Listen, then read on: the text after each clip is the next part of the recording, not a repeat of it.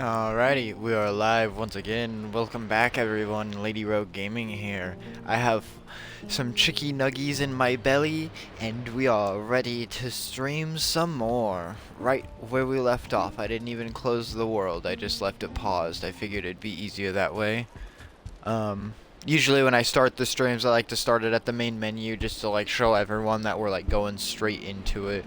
Obviously, I can't truly prove that I haven't done stuff off stream, but I like to make it as authentic as possible because take my word for what you will, obviously, but I can promise you that I have not played in this off stream at most. The most I technically did off stream, I do air quotes around that, was 3 minutes earlier standing on my couch talking before I streamed when my bitrate was trash the first time.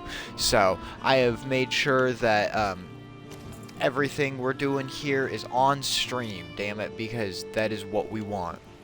I understand on YouTube why people do it, but like at the same time, I hate the Minecraft videos like, alright guys, welcome back, we did some farming off camera, and then they have like 12 fucking double chests full of like iron, and it's like, we mined for like an hour and we had fortune 3, so you know we totally had like 12 double chests of iron because that's how that works. And it's like, no.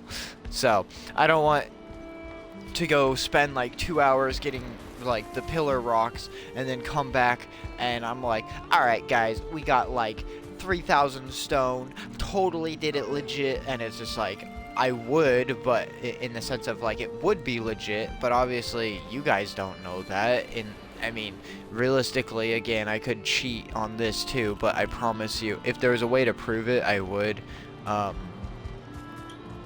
But I promise everyone that everything's been done on stream. I mean, you can really look around and compare everything. And if you really wanted to be a super sleuth, you could go through every single VOD and prove that everything's been done on stream. With the exception of like an hour and a half that was lost because the stream disconnected, but I've got the disconnect protect, and it picked back up, but it did not save that hour and a half, that first hour and a half, to the VOD. So what should have been a 5-hour VOD was only like a 3.5-hour VOD or whatever. However math works.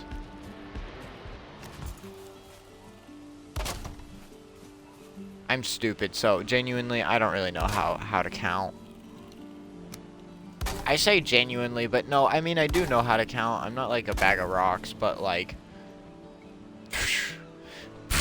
it simple maths even? Oh god. I'm pretty dumb. And I don't just say that to insult myself, like, I do some stupid shit, and honestly, ever since accepting that I'm kind of dumb, life has gotten easier, so I don't know what that tells you. That's okay. Okay. You know, actually, yeah, honestly, actually, just my name is Your name is yes. My name is I'm from a small town called Umbridge. If anybody saw the oh god, what was that, like 2011, 2013, I don't know, between there, the Alice in Wonderland, the live action Alice in Wonderland, which I think that was the only live action Alice in Wonderland. I remember years after having seen it, because like I saw it as a kid with like no interwebs, so I didn't know what people thought of the movie. I saw a lot of like online reviews like the movie was garbage, and like maybe it was, maybe I just have trash taste in movies, but if so, I mean, oh well. That just means I can watch more movies. Okay, so it's the kind of thing of like, the more refined like your palate is for eating, the less foods you can eat because you're gonna be such a pish posh fancy bitch. It's just like, nah, I'll eat that garbage ass food. It tastes good. The worse it is for you, the better it tastes, I swear. And I mean, that's actually factual because from my understanding, from some of the nutritional health I've learned from like transitioning and stuff, um, oh fuck, what the fuck was I gonna say? Because of evolution, if you don't believe in that, whatever, that's your own problem. Scientific evidence and fact has proven that evolution's real. So, I mean, if you want to deny true facts, there's goodbye. Like, genuinely, if you don't believe in evolution, we're not going to get along. I am very strong about believing in, and not just microevolution, I mean macroevolution. Like, we originated as germs, not like me personally, but like the human race, the human species. We originated as germs, everyone, and we came from monkeys. I'm sorry, deny it all the fuck you want. Why the fuck do monkeys look like us then? Huh? Tell me an actual reason why. Because divergent, is that no, sorry, convergent, evolution does not work quite like that. It can work in the sense of, like, bats having sonar and dolphins having sonar. That's, I believe that's convergent evolution. When two things get to the same, like, evolved trait or a similar evolved trait but they're not connected, like, species lineage or however you want to say that, like, at all. Like, bats are mammals, dolphins are mammals, but they're of the aquatic branch, whereas bats are rodents, right, everyone? I think that's true. Did I perfectly have enough tar? What? Say what? Except for I don't, because I need to build a roof over it, so I'm celebrating for no reason, everyone.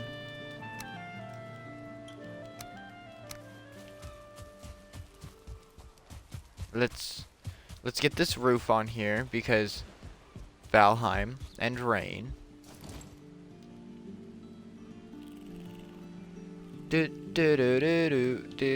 Oh wait, maybe we shouldn't hum copyrighted music, everyone. Maybe I should be smart.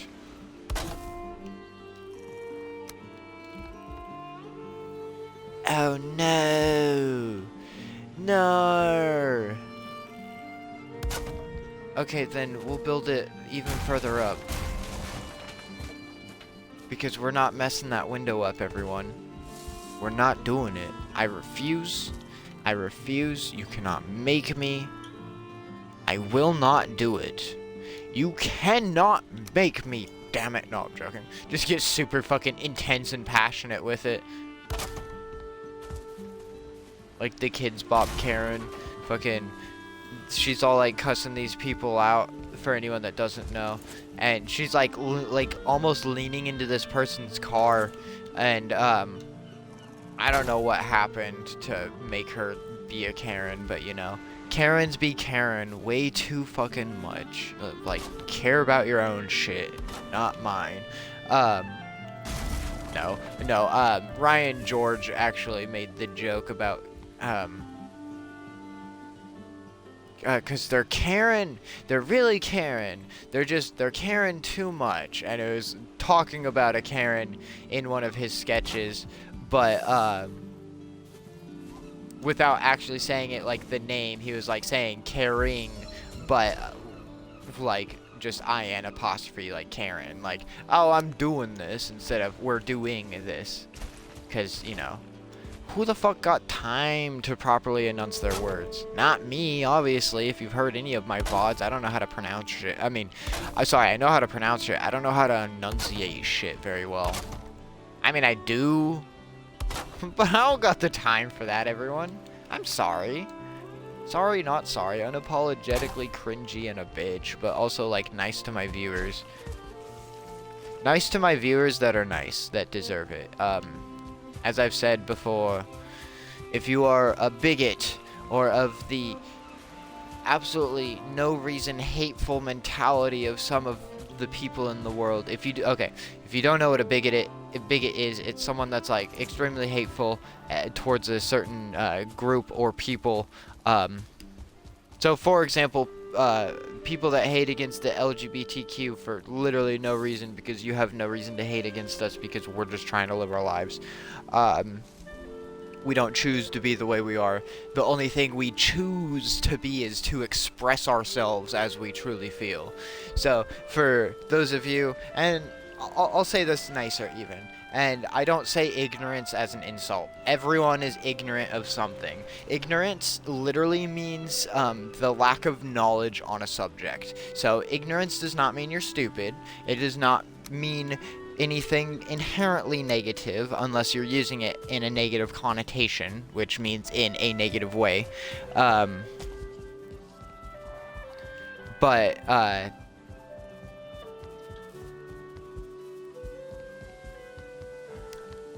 Oh, sorry. So for anyone that is ignorant on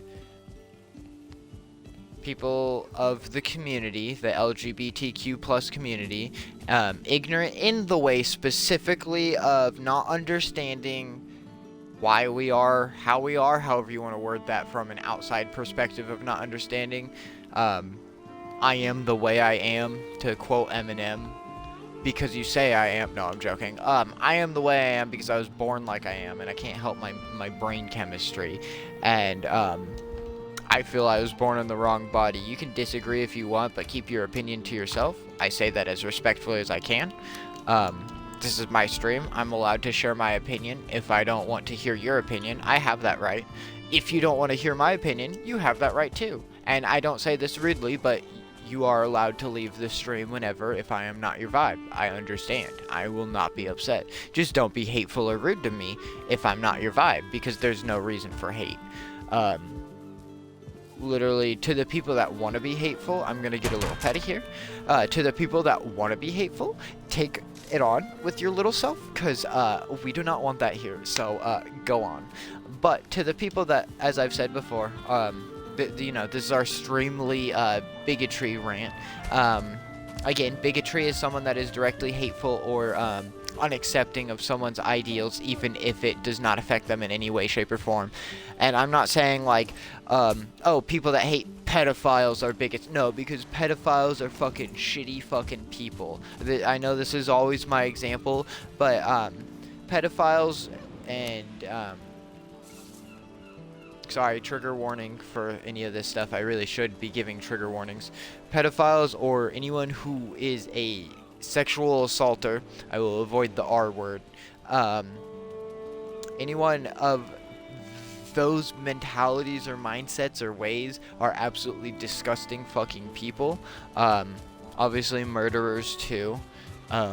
Personally, I'd rather get murdered instead of SA'd. Just because, you know, it'd be less suffering unless you're tortured to death. But sorry, these are all very sensitive subjects. I kind of talk about insensitive things in a sensitive manner. Not like, oh yeah, this just happens and that happens. But it's like, I do talk about it in a more sensitive manner because it's like, everyone has their own traumas. There's a lot that I'm not going to talk about on stream that's happened to me. So yeah, I'm just going to say I understand. And that's why I do talk about some of this stuff, because I have personal relation with it in the sense of like experience or trauma, I guess, actually. Yeah, trauma.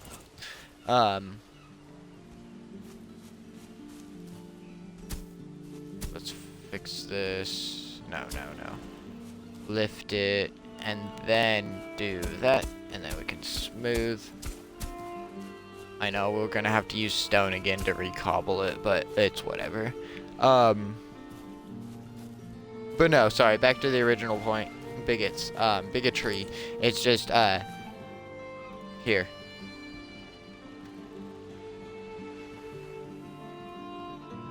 Bigotry, stubborn and complete intolerance of any creed, belief, or opinion that differs from one's own. The actions, beliefs, prejudices, etc. of a bigot. That is the definition of bigotry. So, pretty much someone that wants to just absolutely hate me because they disagree with the fact that I'm trans, because, you know, I can't help how I was born, motherfuckers. I'll say it this way. If I could have been born as a biological woman, what I would have. If I had that fucking choice, or if I could just, choose to be comfortable in the body I was born in, yeah, I'd do that. But sorry, people, it doesn't work like that. It's not a choice to be trans.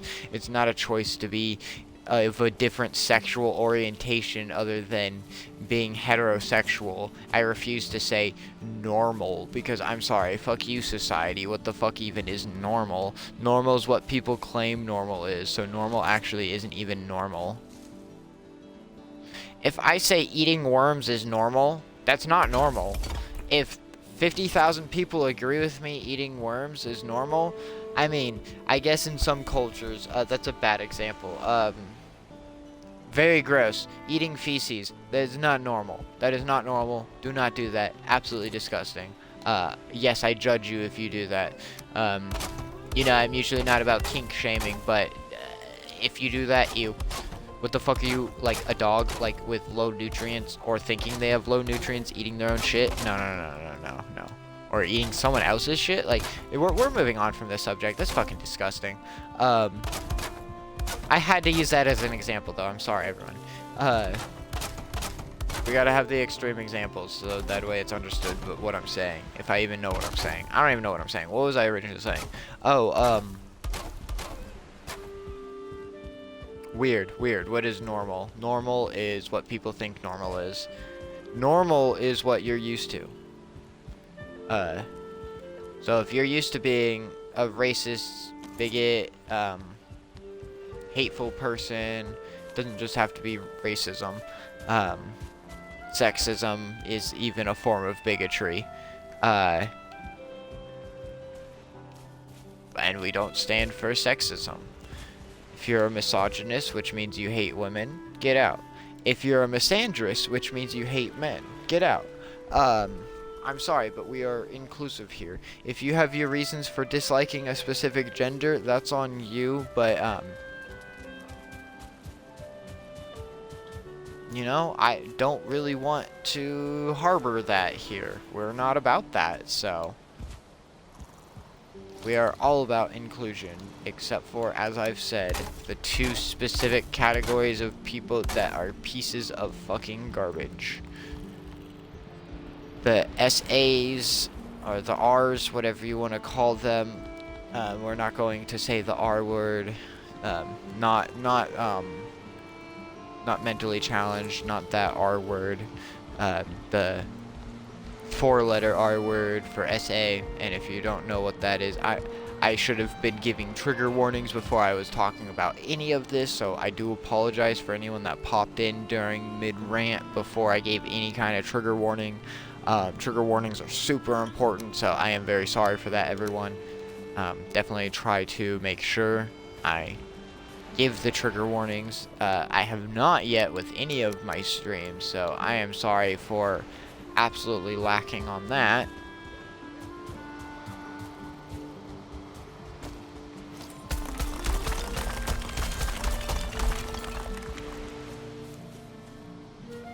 But yeah, so we are going to be moving on from triggering subjects pretty much.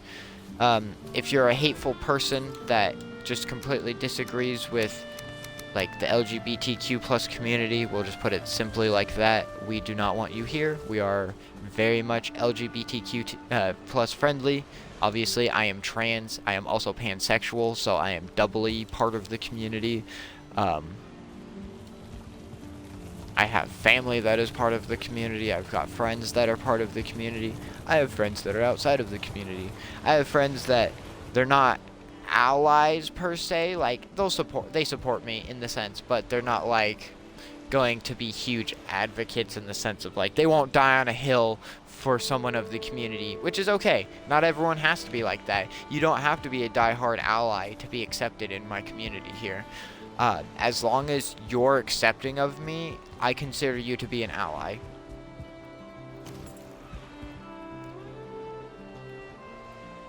As long as you do not directly oppose me because you don't agree with the fact that I'm trans, we're good. And if I seem aggressive at all with this, I kind of am. I don't mean to be, but I get very, it's not aggression so much as it's more passion on the subject, because I have dealt with a lot of hate and disgusting behavior in general from people just because of who I am. Any day at work, I have to work, like with people instead of working a service position instead of working a production position, which means working a position that I'm helping the public versus making food or something else, washing dishes, whatever it happens to be. That is the difference between a service position and a production position. And anytime I'm put in a service position, I'm not going to say what state I'm in, but I do live in the Midwest, so for anybody of the community or even an ally and knows the awful mentality of people, the majority of people from the Midwest, you definitely understand the struggles and difficulties I go through. And for those of you that don't know, unfortunately, the part of the Midwest I live in, people are extremely close-minded for the most part. You get surprised every now and again with someone that it seems like, and this is why you don't judge books by their cover. Every now and again, like, there's a lot of people, and I hate to, because I literally just said don't judge books by their cover, but sometimes there's just some people you can tell that it's like, oh, you're not someone I want to be around. And I emphasize I being trans people, but obviously I am trans, so it works for the context. And if it's not obvious that I'm trans, I am trans. I mean, the pronoun she, her. I'm a trans woman. I have it in my bio on my Twitch, but to be fair, if someone just pops into the stream, they don't know that. Although I would hope someone could gather from the tags and stuff that I have. Sorry, brain's not working. I would hope that someone could gather from, and this is me assuming, from the tags I have being LGBTQ plus friendly, plus she, her. I would hope that that would cue people in, but again, and this is not an insult, I was ignorant of proper pronouns and stuff before I came out even. There was a lot I personally had to learn.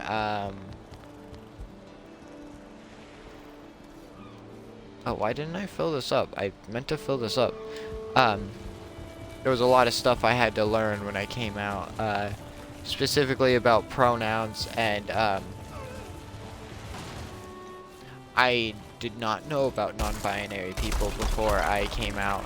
I was also very repressed with my sexual orientation, lied about it to like everyone, and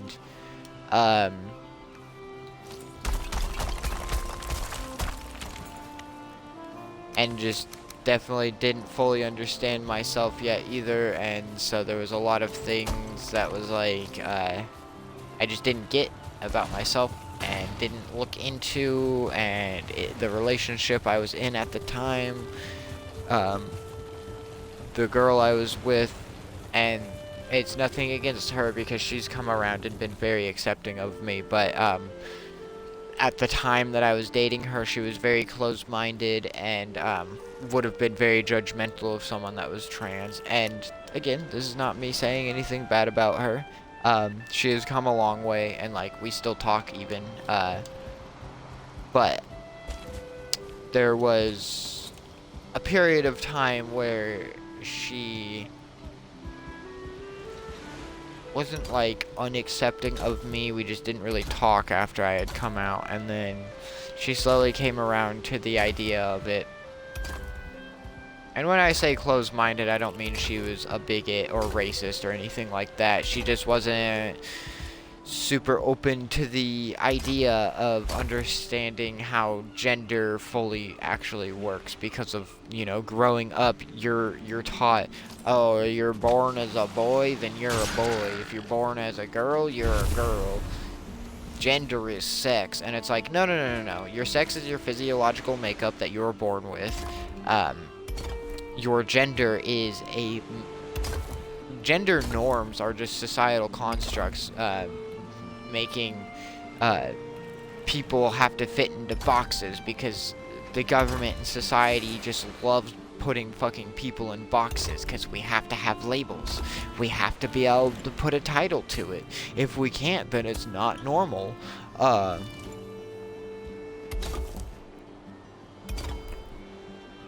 And so, it's just,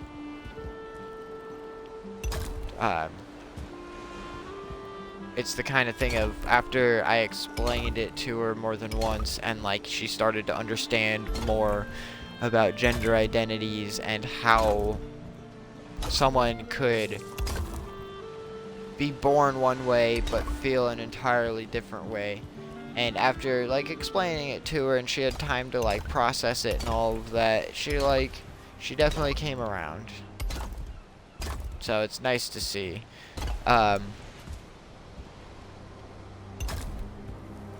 When I did come out, I lost a couple friends, and like when I say friends, I mean people I hung out with. They were clearly not friends if they're willing to just not be friends with me because of who I am.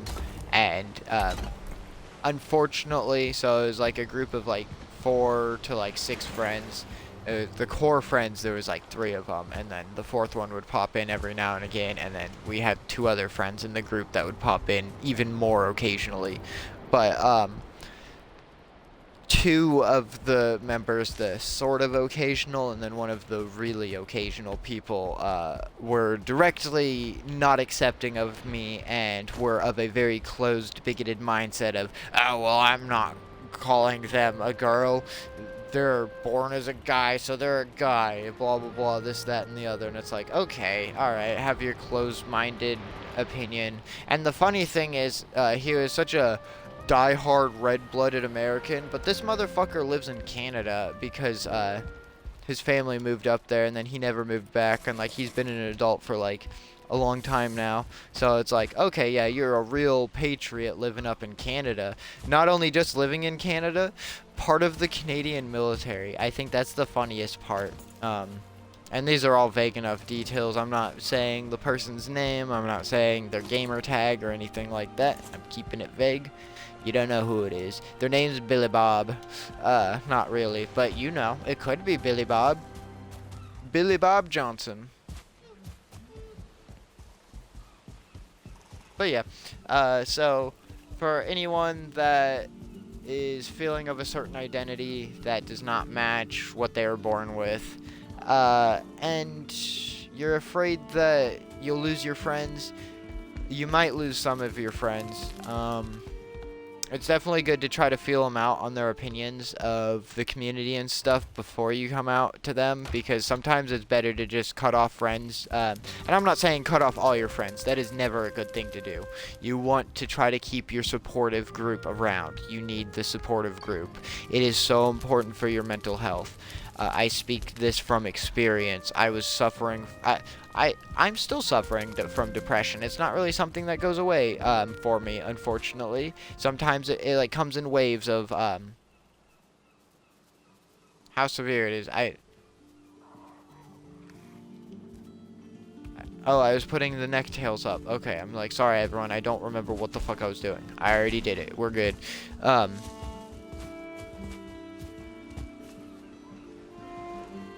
God damn. Oh, so there's sometimes the depression comes back worse, and that's why it's been like a month and a half, almost 2 months now since I've been back with not streaming. I had never really streamed before. I did a couple times, but I didn't save any of the streams.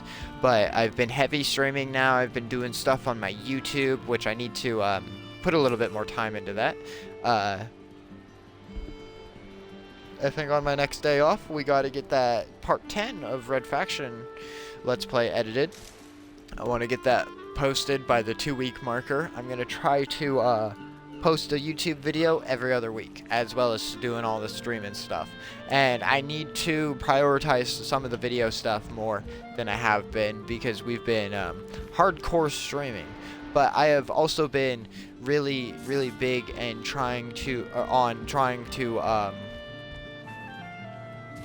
build my community.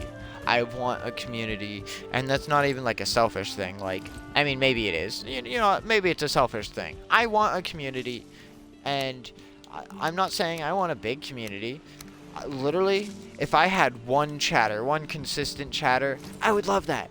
I mean, obviously, like, I love and appreciate the viewership, and appreciate, like I just said, anyone that comes in and engages in any way, shape, or form. Even if you just pop in the stream for like 2 minutes and then you leave, guess what? That's a view that I got, and that makes my day. What makes my day even more is chatters. Obviously, I'm gonna beat this into a hole, and I'm not saying this as a sense of like, oh, I don't appreciate people that just pop in. No, because I understand lurkers make up probably like greater than 90% of Twitch. And I'm kind of a lurker. I've been chatting more recently because I'm attempting to build connections and stuff and network, and I'm not just going and chatting so it's like, oh, maybe this person will raid me. Like, for example, the Beckiest. I've talked about her a few different times on stream. I just popped in and chatted in her stream earlier. There's no ulterior motive there. It's like I'm not like, oh, maybe if I go interact I'll get raided. It's like, no, that's not it at all. I like her streams. I appreciate that she's followed me, and I appreciate the raids, but I like the streams, and I enjoy her vibe. She's fun to watch.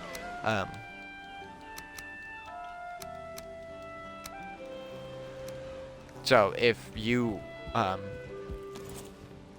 want another like really chill streamer to watch, absolutely check out the Beckiest.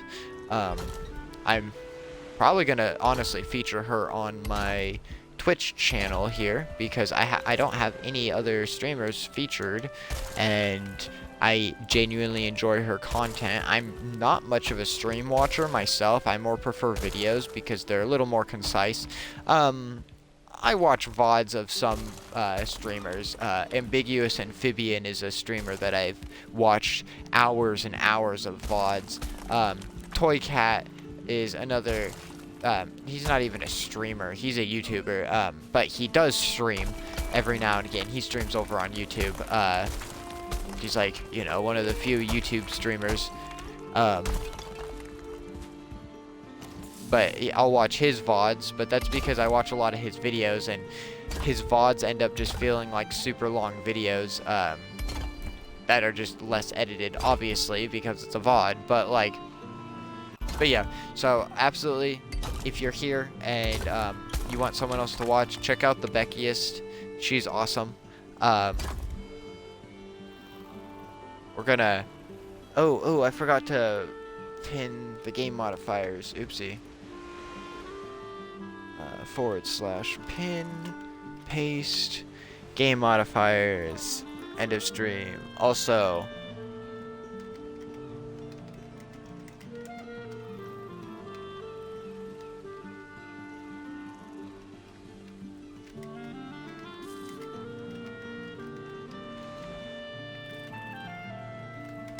let me get her Twitch link real quick. I'm genuinely serious. You guys gotta check out Beck. She's currently playing Cult of the Lamb.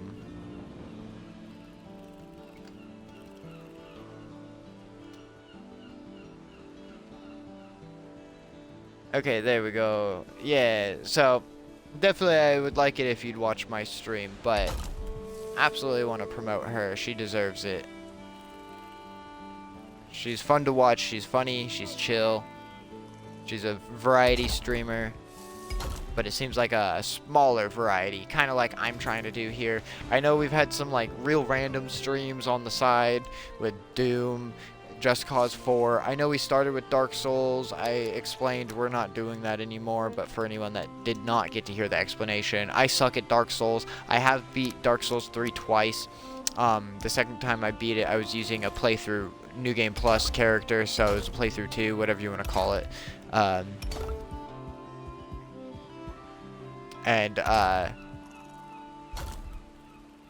I also had to grind for hours and hours to get Souls, and we just generally suck at Souls games, even though I like them. I don't know why I like them, so it's the gameplay. The gameplay is so much fun, and it is challenging. I don't mind a challenge, but I just really suck, so like, I was getting mad, and I don't like getting mad on stream, everyone. Some people enjoy the rage. It's not good for my blood pressure. I think I already have a high enough blood pressure as is, honestly. I eat a lot of sodium. I don't know. I haven't had a fucking, like, checkup since I was a kid, so, or, like, since I was a teenager. So, I mean, that's on me, but I don't have insurance. Who the fuck got money to go to the doctor just to see, like, yeah, you're healthy? It's like, oh, no, you're dying. All right, give me money. And then give me even more money because you're dying. It's just like, yeah, I know I should, go to the doctor and make sure I'm in good health, but if I'm dying, I'm dying, everyone. I don't have the money to not die, so as morbid and cynical as that sounds, it's true, unfortunately. My mental health fucking sucks half the time, and it's so difficult to actually work full-time because I get so stressed out at my job that I have to work part-time, otherwise I risk, feeling the need to quit because I can't fucking handle the stress. And like, I like working customer service, but it's also because like that's what I know. I don't know, it's the kind of thing of like, I don't really know.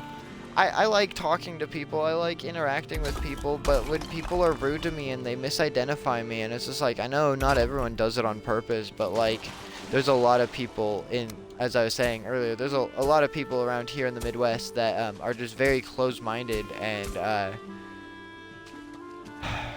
do not care about pronouns or saying my name tag that says Chloe and not thinking, oh, that must be a girl.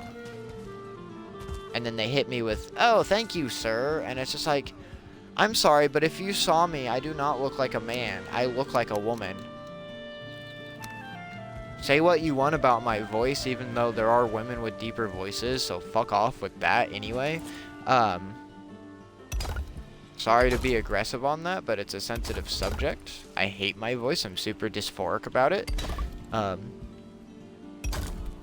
Hashtag trans gang out here, understand gender dysphoria. It's fucking garbage. I need to move the workbench. Also, I don't know if it's as much of a surprise to everyone as it is to me when I call it a workbench, but it always surprises me because in my brain it's a crafting table because I play Minecraft. It's a crafting table, like, but I used to be like so particular about like names and stuff, like the plasma cutter in Dead Space. A couple people call it a cutter. And, I'm like, no, that's wrong. It's a plasma cutter. You call it a plasma cutter. Why would you call it a cutter? And it's like, because, dumbass, it's a plasma cutter, and you don't want to say plasma cutter every time when you can just say a cutter. It's like, yo, hand me that cutter. We gotta shoot the necromorphs. Hashtag Dead Space gang. Hashtag Dead Space Remaster, pretty dope. Hashtag might play on stream. Yeah. Would anyone want to see Dead Space? That would fit in the Just Cause story slot. Also, I wanted to talk about this, so I need to look it up more, but Just Cause 4 apparently has very lackluster story in comparison to the other games, even though the other games didn't apparently have much of a great story, even though I liked the story. You get to go in there, blow shit up, and be a badass. Like, maybe it's too basic for some people, But so I want to look into it more. Maybe I'm just reading like negative reviews. But I was looking up how to find the missions in Just Cause 4 because you have to do.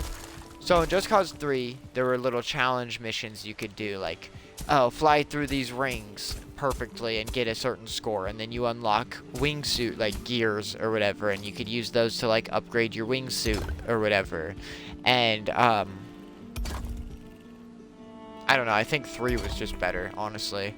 4 is really fun. I love what they did with the grapple. Like, they fucking, adding all the different grapple mods in 4 was so cool. Such a good idea. Thank you guys, but like they dropped the ball sort of with the story, like and the challenges, because like the challenges were optional. You'd get stuff from it.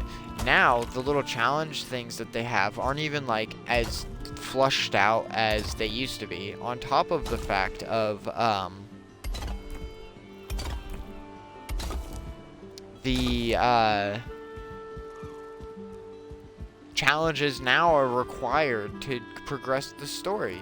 Because, so how the sectors worked before to capture them was, you would go and destroy certain objects in towns and outposts. Like, for example, like a military base would have fuel tanks and AA turrets and other, like, things, to destroy that would be at a military base, like antennas or whatever. And then in towns, you destroy propaganda, like satellites, like statues, and destroying propaganda speakers and billboards. And then once it was all done, you'd swap the flag around, and the town would be liberated. Once you liberated all the towns and the outposts from that sector or region, it would become liberated, which I loved. That's the classic gameplay loop of Just Cause. Since Just Cause 1, it's been like that. So 1, 2, and 3. And then 4, they wanted to change it up. I understand why. They probably don't want to just keep the same formula the whole time. They want to try to change it. So they changed it to where you need like rebel fighter groups to progress and expand, or like to liberate a section. To like push the front forward, like the combat front, like where you're fighting from.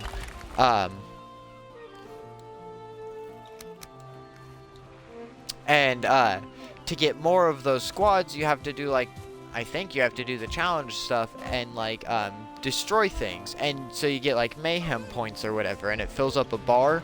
And then, hey, get out of here. It's trying to run in my house.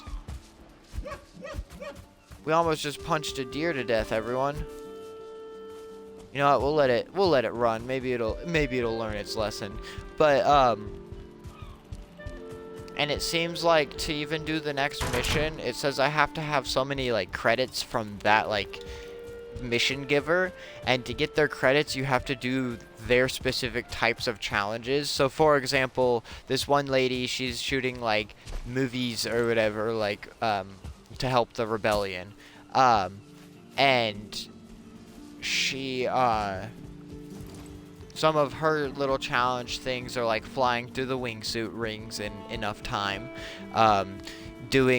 driving or flying through a certain location at a certain speed, or like driving so far in a vehicle and like jumping out of it and having it destroy or whatever to make it look like someone died. Those are like some of her things, and you get points to like progress. What am I doing? I need to go,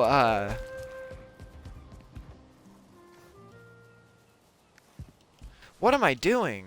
I needed stone. Oh my god. Oh, because I had to repair the hammer, and then I don't know where I was going after that. But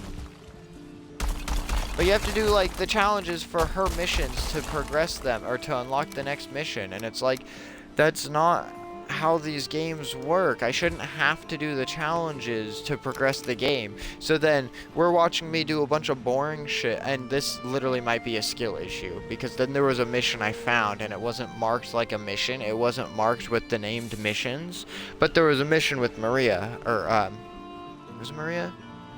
Mari? I think her name's Maria. I don't freaking know. Sorry, everyone.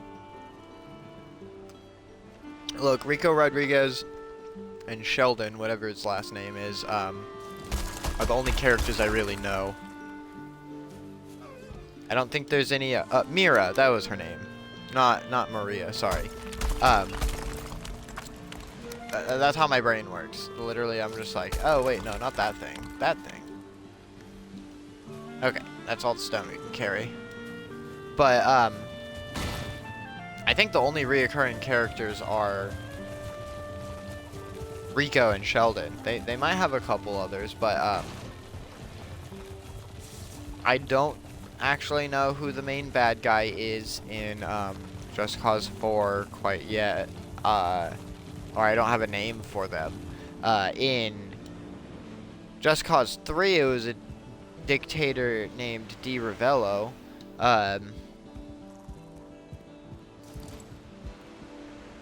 He was like for an evil character, he was a really good like evil character in the sense of like not his morals were good, but they made him a really good they did a good job crafting him as an evil character. There we go, that's what I'm trying to say.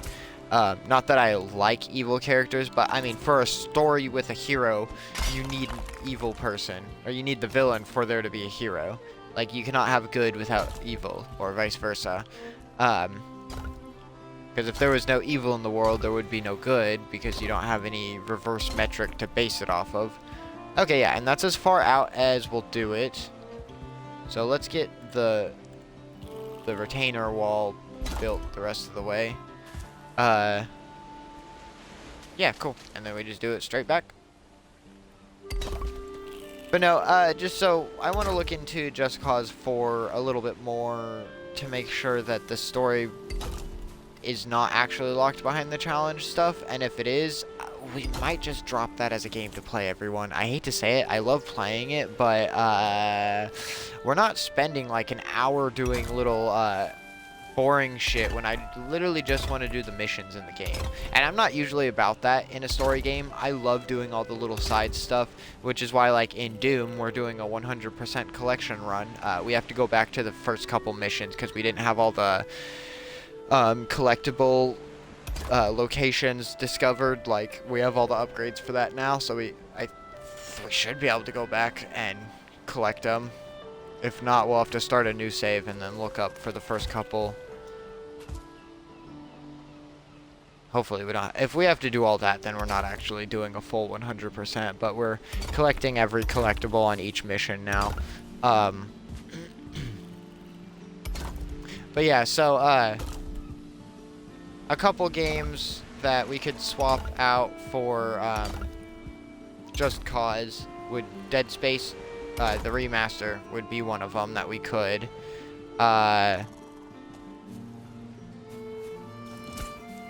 I also have Rise of the Tomb Raider as an option. That's a game that I played like halfway through, but then I lost Xbox Live Gold, and then by the time I got my Xbox Live back, because I was like, I didn't have a job at the time, because, you know, unemployment hit hard sometimes.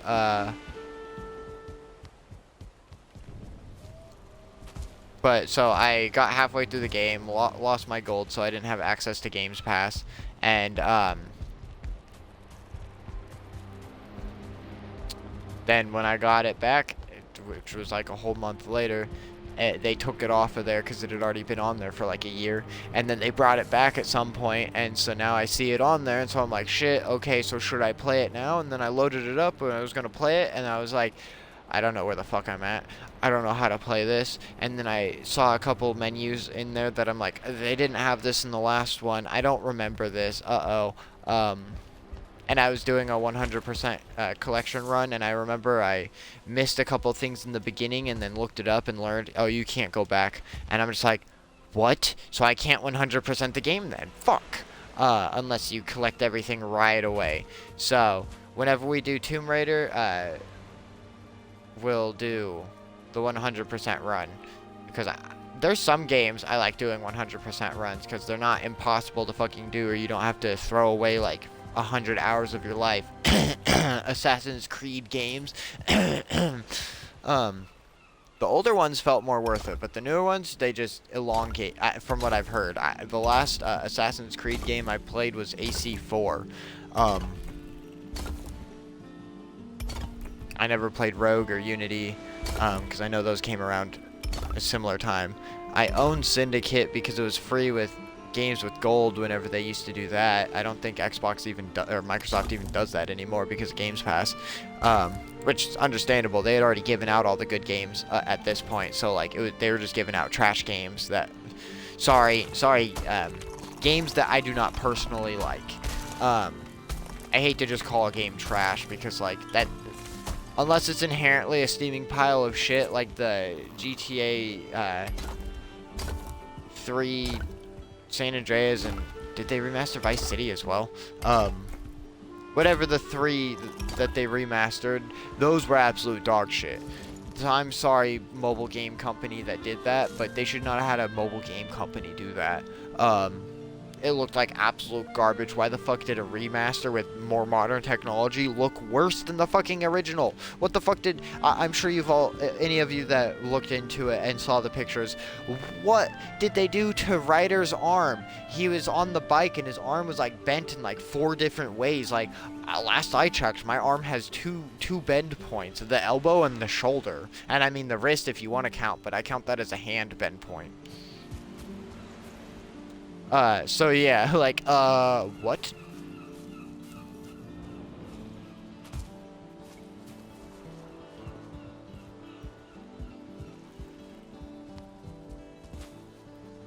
Sorry, I was brainstorming. I think I want to bring this down. We'll wait to do any of the wooden bits on the pier. We're not ready for that because we got to collect a lot of wood. We have wood, but we're using it, for the portal platform. Damn it. I say that so aggressively because we were supposed to do that earlier, and then look at us. We streamed for like 3 hours or 3.5 hours earlier. Didn't get to it. We're streaming again now for almost another hour. Still haven't gotten to it. Excuse me. Also, sorry for my disgusting bodily functions, everyone. I'm an awful human being. I say that jokingly. I'm not actually an awful human being. I used to be. I'm a lot better of a person now. Way more considerate. What the what in the goddamn? Oopsie. Well, that was a waste of 2 stone. For no reason. No reason whatsoever. Okay, and then we're gonna do a little landing on this one, and then stairs down. And then we'll figure out how we're gonna clean up the rest of the hill once this is all in place, pretty much, is the plan. Because I don't know what the fuck I'm doing yet, in the sense of, like, it's really messy right now, which I don't mind. The mess is fine. It's just, oh, almost, there we go. It just gets real confusing because, like, I don't know what I'm doing with the ground. I don't want to, like, mess with it too much. But, like, at the same time, I do want to try to get it developed a little bit more. So that's why right now, we're done with the house. We're not actually done, but right now, we're done with the house. I cannot, build anymore in there because I've burned out my creativity for interior design. So we're going around the town and doing some landscaping and like refining of the town. Also,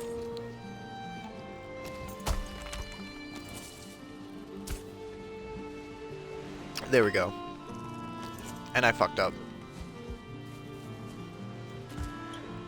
Today, I fucked up. No, I'm joking.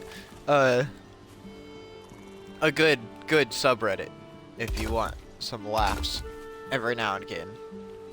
Sometimes it's a lighthearted I fucked up. Usually it's yeah, I fucked up. I put sawdust in my girlfriend's food because yeah, I'm a piece of shit. I don't know if any of you watch Smosh, but they do the Reddit stories like reading out, and like Some people could say that's lazy content. I personally love it. I am a huge fan of hearing other people read Reddit stories, because the only thing I use Reddit for is how to do this in game or specific game mechanic, and then I search the wiki and it's like, yeah, so it does. Or like Valheim, it's like, okay, chickens, how to hatch eggs, and it's like, keep warm. And it's like, okay, thanks game. Does that mean they can't be exposed to the rain? Does that mean that they have to be in a chicken coop? Does that mean they just need to be by a fire?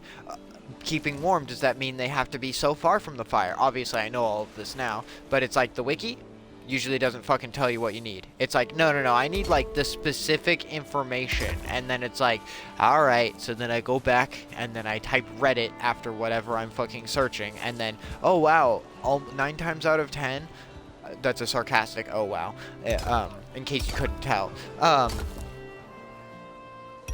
9 times out of 10, you'll find what the fuck you're looking for on Reddit, and it's like, why does the game wiki not give me this information? Why does it not go this in depth? Why do I have to search on a website that's already even one, because a wiki's already one step removed from a game, but then having to use Reddit is 2 steps removed from the game, because that's not a website meant specifically for the game information, whereas Wikipedia or what is it, the fandom or whatever the website is, that like most game wikis go through, since I mean, I do understand wikis are usually unofficially run by the community and stuff like that, but at the same time, they, unless I'm completely wrong on that, and a lot of game devs actually run their own wiki, but it usually specifically states that it's an unofficial source, so I would assume not. But what the fuck do I know, honestly? Not much.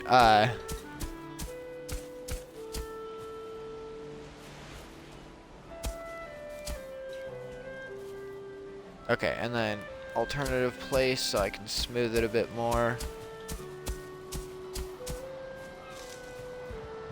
Except, let's... Nope, come on. Slap that down, and then let's do it again.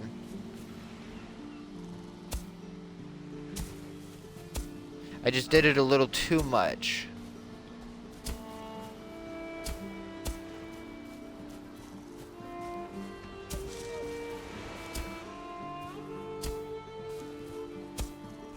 Okay. Yeah, that looks good.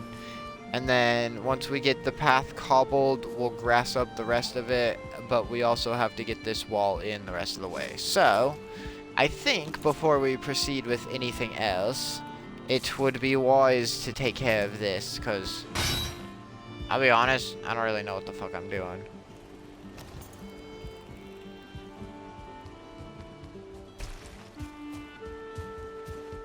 That's just in general, like in life, I don't know what the fuck I'm doing, everyone. No, I'm joking. I know what I'm doing. I'm just trying to live my life and be happy and not be depressed.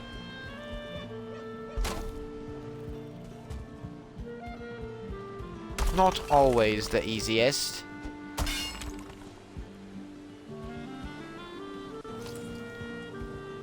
So I'm gonna need to put a little tiny brick there.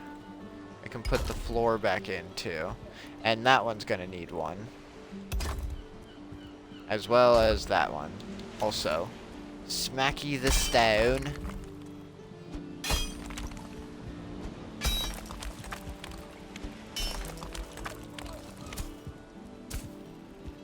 Uh-oh. Okay, I'm like, oh no, don't break, please don't. I don't want to have to rebuild any of this bullshit.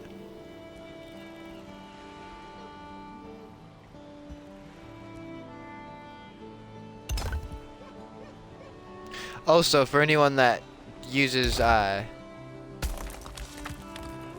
think, yeah, on Reddit,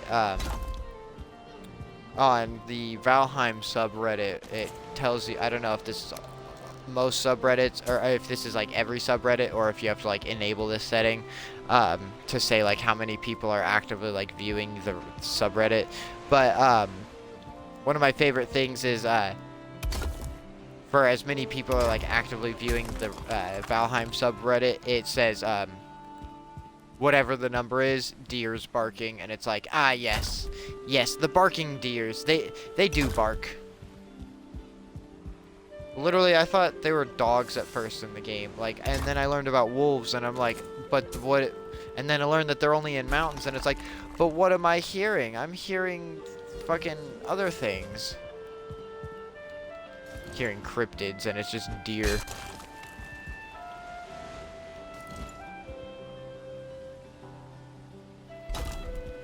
We love cryptids, everyone. Even if most of them are more than likely not real. Some of them are fun to believe in. Well, let me rephrase that. I don't think it's fun to believe in any cryptid, to be honest. They're all pretty creepy. Except for, like, maybe Bigfoot and a couple of the other, like, really silly looking ones. I don't know, I guess the Jersey Devil isn't really, like, silly. It's just, like, over the top. But, in my opinion, God damn it. I'm gonna need to break that and then break the rock. Can we do it? We can, indeed. But no, cryptids are cool. My favorite, like, really creepy cryptid, and that's if we don't want to just consider, like, all SCPs to be cryptids, which, I mean, they're in their own category, honestly. In my opinion, they're in their own category. SCP is pretty cool. I'm not as into it as I used to be, but, like, oh, man. I was so naive and, like, hadn't used the internet when I first got on the internet. When I first learned about the SCP Foundation, I'll be honest, everyone, I thought it was real. Like, I thought it was, like, actually real. Especially because, like, people, like, redact information from it and shit, and so, like, I was such a fresh-faced little noob on the internet. I mean, to be fair, like, also, like, I thought Herobrine was real. Not in the sense of, like, I saw Herobrine in my game, but, like, I genuinely didn't understand because I saw so much conflicting information on the internet and didn't really know much about Minecraft at the time that it was like, I thought Herobrine was real. Or if you're, little kids that don't know how to pronounce it, they say Herobrine. Not just little kids. I've heard other people say it like that. Sorry, it's not how English works. If we're going based off of English rules, at least American English. We aren't talking about the Queen's language. God rest her soul.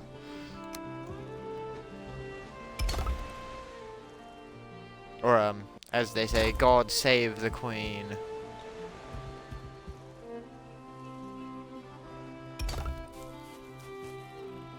But, I don't know what I was saying.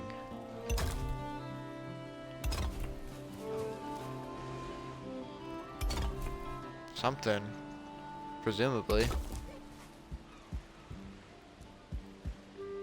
Like words and things and stuff.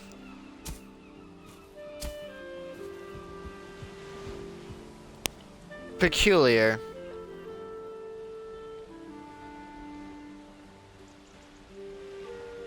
Yeah, I don't remember what I was saying. Fuck. If I could just skip back like 30 seconds in my stream, I would check.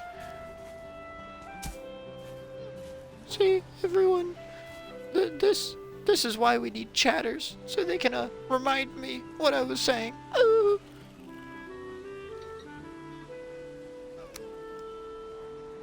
I'm just talking shit.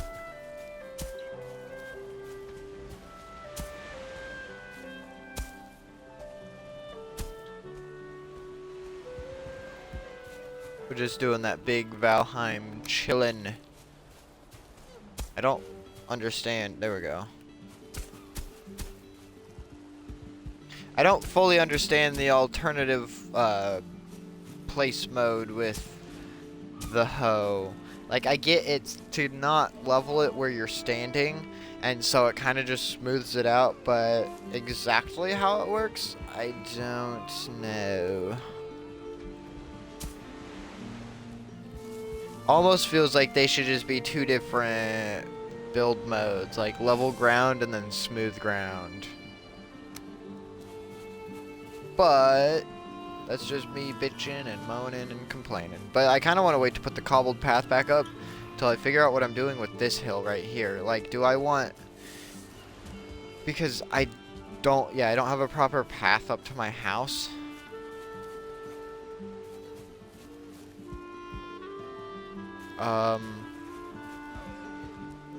Okay, let's... Stonecutter, where did you go? Get over here, Stonecutter. Oh, wait. No, hold on. Brain. Let's finish this. How do we want to do this? I mean, definitely not like that, because we don't have stone.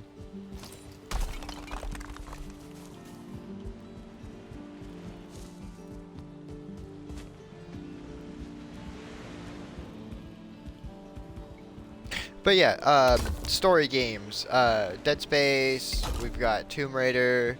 I don't want to interrupt the stream, otherwise I'd go check my games category, because I was starting to compile some games into a category on Xbox that we would be able to stream.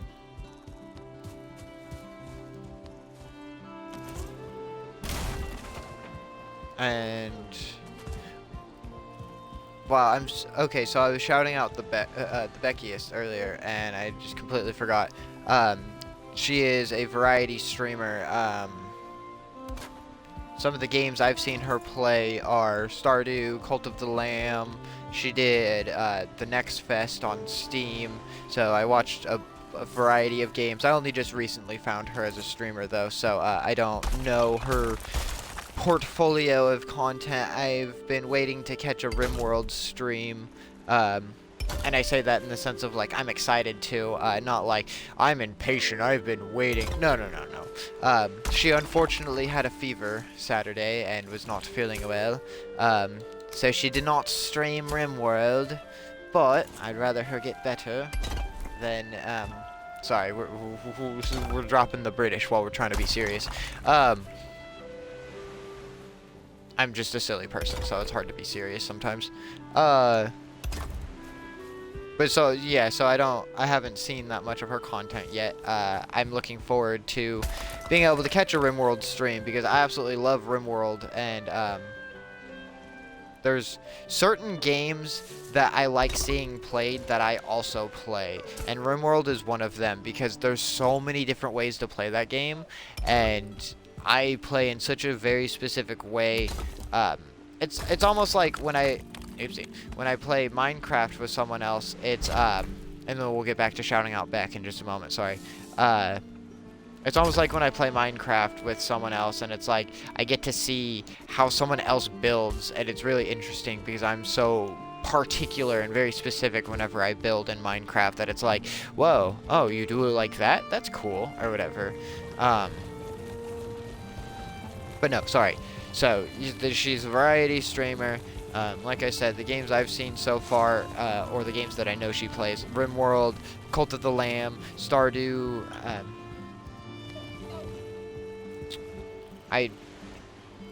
there was another game, she also does these, like, 5-minute, Pokemon sketches that are pretty cool. I don't really know Pokemon, so I'm just sitting there wondering, how accurate does this look? And then she'll pull up, like, a picture of the Pokemon after she's done drawing it, and she, like, only has 5 minutes to do it. I think I said that. But I like her vibe. She's fun to watch. As I was saying earlier, I don't really watch that many streamers, and so to have not only had her come in and raid me twice, which is really, really freaking awesome, oh my god, like, words can't describe genuinely how cool it feels to be raided. Especially the first time was like 15 people, and then the second time was like 25 people. I was like, holy shit, that's the most people I've ever had in one stream. And like, you know, with raids, there's gonna be a lot of drop off, of course, understandable. But with the 25-person raid, we had like 14 people in here for like the 30 minutes, and then it slowly dropped off to like 10 and then 9. But then we kept like about like 5 to 8 people pretty solid for over an hour. It was really cool.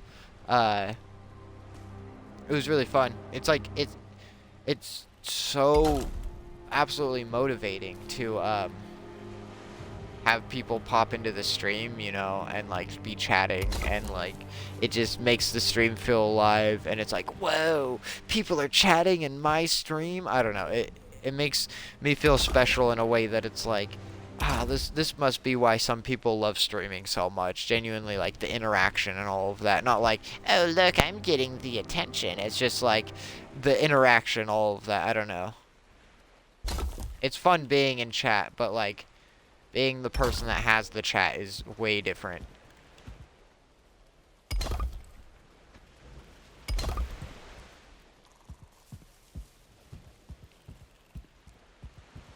Shoot, I might need to pull this back one.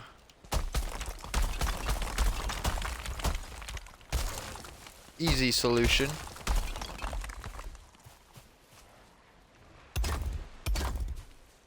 But yeah, so absolutely give her a follow. I would like it if you could give me a follow if you like my content, but if not, totally understand. At the very least, go check her stuff out. I highly recommend it.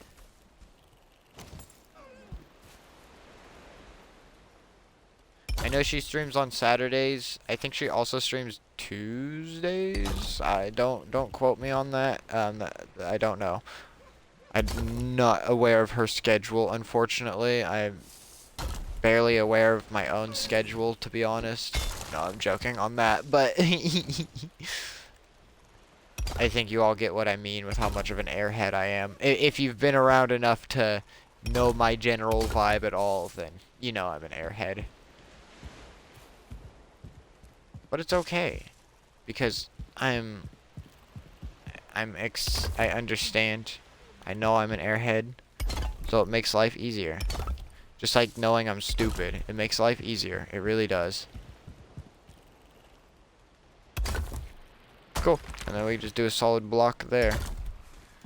And then let's get up here. There we go. Let me punch my camera all the way in. As much as it'll go, I should say. How... Okay, I'm like, how am I not within radius of a workbench? Damn it, there's one inside.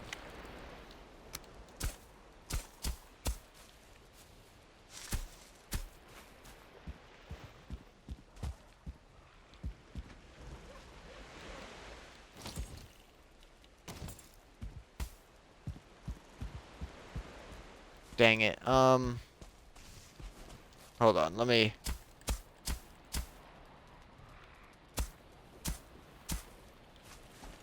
If that doesn't work... Oh, wait, shit.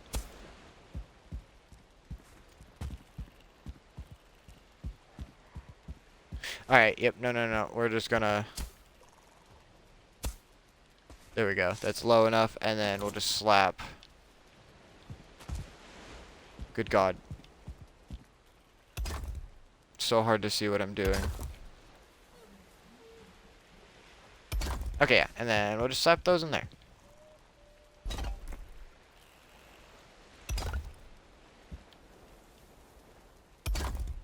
Good enough. I don't care that it's clipping. We don't actually use what would be the basement of the house. It's all just hollow space under there. I'm not actually going to use that. Like, yeah, it'd be cool. If this was a Minecraft house, there'd be a whole room in there, but because of structural integrity of this game, I'm not digging any of that ground out in there. Even though the stone brick should be able to support it. It's annoying that the brick like stone you can't build higher with.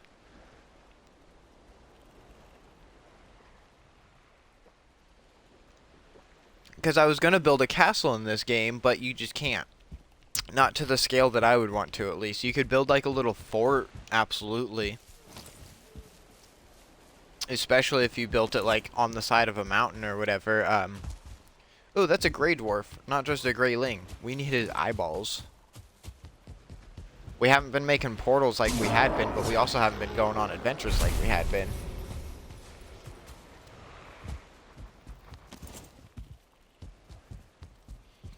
Okay, so let's go. Hold on, sorry, let me pull my view out a little bit. I don't like keeping it shoved into the character.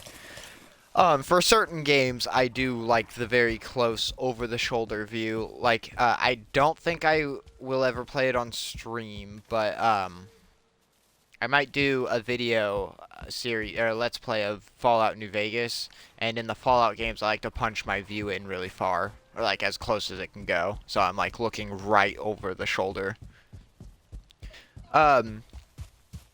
Well, no, that's not true. I do like to pull it back just a little bit, so like the camera, and this has nothing to do with the character's butt, but so that way the camera's like just under the butt, like the bottom border of the screen, and that's how I use that as like a guide point for how far back I want my third-person camera perspective.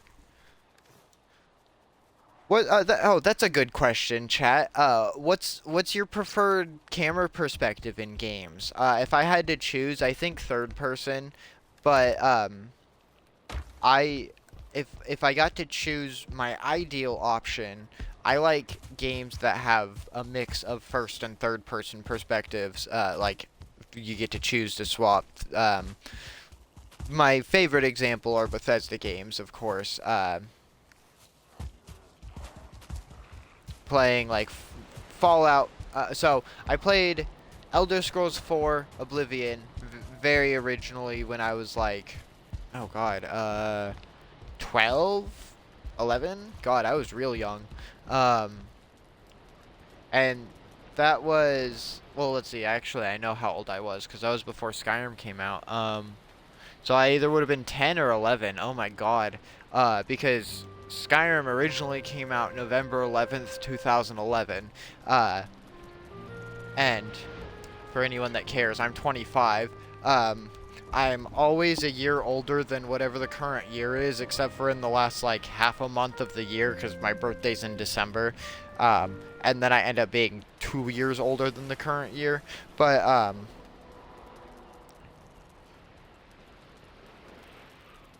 so it's cool. So I'm always like a year older. It's because I was born at the end of 98, so then pretty much I turned 1 in 99, so then I'm always a year older than the current year. And it makes it real easy to remember. If I know how old I was when something happened, or if I know what year something happened, like conversely, obviously you could do the math to figure it out, but I just like know, because it's like I don't have to do the math to know what 1 year is. So like 2012, I was 13 up until the very last half month of the year, and then I was 14, kind of thing, just for as an example. But yeah, so I was like 10 or 11 when I played Oblivion, and then shortly after that, like after falling in love with Bethesda games, because up until that point, my child brain I had never played a PC game, which I still hadn't up to that point even. I played it on Xbox 360, but just using this as a full example of my like child newbiness. So the only games I had experienced were GameCube games and PlayStation 2 games for like the highest tier console in my life at that point. Because obviously, if we're going back further, my very first console that I ever played was a Nintendo 64. But we're not counting that. I've also played a Dreamcast, but like again, those are older consoles, so we're not counting those. We're just referring to like the highest tier consoles at the time that I had played. So I had experienced PlayStation 2, GameCube, and like Nintendo DS is like the highest tier of games or gaming in my life. And then played on a friend's 360, or not even one of my friends technically. It was one of my brother's friends, I should say. No technicality about it. The hell? We gotta... Maybe I can get it. Come on, Valheim. No? Okay. But, so, I had only played... Like, the biggest game I had played up to that point, like, environment-wise, was, like, one of the Zelda games, honestly. Because those have always been fairly big, even with the older ones. But my mind was blown. Like, I got out of, for any of you that know, you start as a prisoner in Oblivion. Sorry, I'm not going to count that as a spoiler from a game that came out in 2005. So if you didn't know, then, aw shucks, sucks for you. You know. Yeah, I want to connect these. They're not going to be the same height, but that's fine. Let me move my stone cutter over.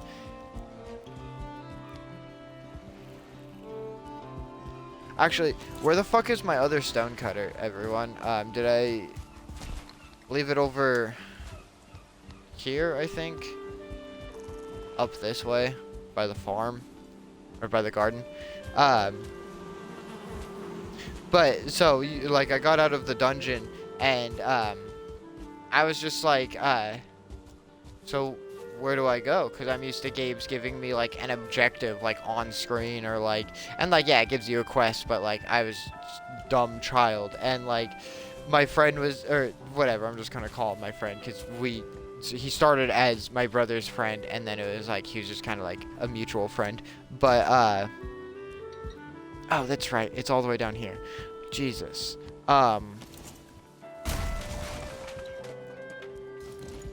And he was just like, you can go anywhere the map shows, like, and then he showed me, like, some of the, like, spots where you couldn't go or whatever, but, I was just like, what? I can, like, go anywhere? And he's like, yeah, and I'm just like, oh no, like, literally, I was just like, I don't know what to do. It was the paralysis of choice, and eventually I'm just like, alright, well, I'll just do the main quest, because I don't know what the hell I'm doing in this game, because I had never played a Bethesda game, let alone, any game to that scale, and, like, my mind was blown. My concept of what games could be expanded permanently, and, like, that was still the period of time where I, like, revered Bethesda, but then, like, I learned later on that it's just like, oh, yeah, I mean, yeah, the Bethesda charm that you get with their games, it's just like, I don't know, but then playing Fallout 3, like, so my experience with Oblivion was, like, running through, killing some bandits, doing all the, like, looting some caves, and then, went through the Oblivion gate, like, all that was crazy. I was up until, like, 2 or 3 in the morning, and then my friend, like, woke up, and I told him about everything I did, and he was just like, ah, man, yeah, this game is crazy. My first race that I went with was an Argonian. For the people that don't know, they're the lizard people. They have water breathing. In Oblivion, they've got 100% disease resistance and... Or no, sorry, 100% poison resistance and 75% disease resistance.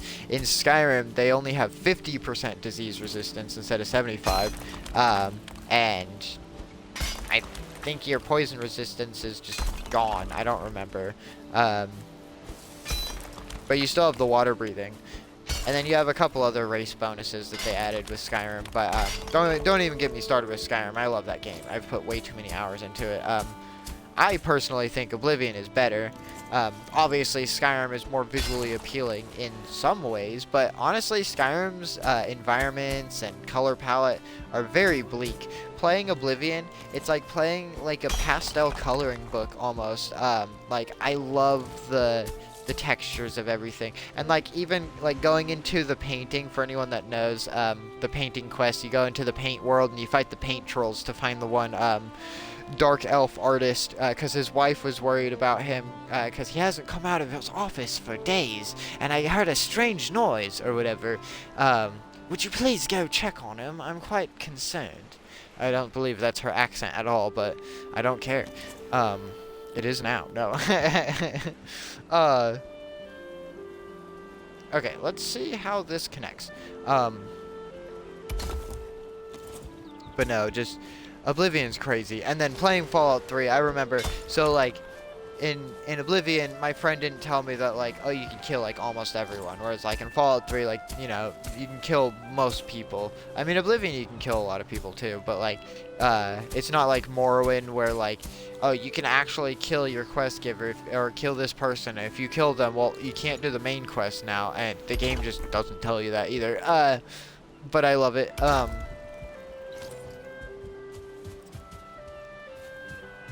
But no, so with Fallout 3, my friend told me that, and like, cause I was in Megaton, and for anyone that knows, it's a scrap town built in a crater. There's a dud, or I guess it was technically a dud bomb. It's still the fuse or the detonator or whatever just didn't work. But anyway, you have the choice to like blow up the bomb. But I didn't actually do that. I think because in Oblivion, if you steal, sorry, let me say my thought. I was stealing a bunch of stuff in Fallout 3, and I think I was doing that because my friend told me, oh yeah, you can like steal it as long as you don't get caught, and then you just sell it right back to them. Whereas like in Oblivion, you needed to be part of the Thieves Guild because everyone just magically knows that it's a stolen good. Like, yeah, if you're in that city trying to sell this lady's like stolen vase, like, yeah, I mean, they're gonna know. But like, if I go to another city, they shouldn't know. Even in Skyrim, they shouldn't know, but they do, which is annoying. If it's stolen, it's stolen, and it's like that's not how that works. You don't know it's stolen. You don't just inherently know something's stolen. But like, so I was stealing a bunch of stuff in Fallout 3, like in Megaton, and I think I ended up getting caught, and I didn't really know about like saving and loading, or like save scumming, whatever you want to call it. I don't consider it save scumming. People can call it what the fuck they want. Everyone is allowed to have their own fucking experience. If Bethesda did not want you to just save and load to hit an RNG, to hit like a percentile chance on something, well then they wouldn't allow you to save at certain points. But they do. And it's a good thing they do, because their games fucking bug out a lot, and like, you need to save constantly in those games to make sure you don't lose your progress. Again, I love Bethesda games, but I don't love the Bethesda charm. But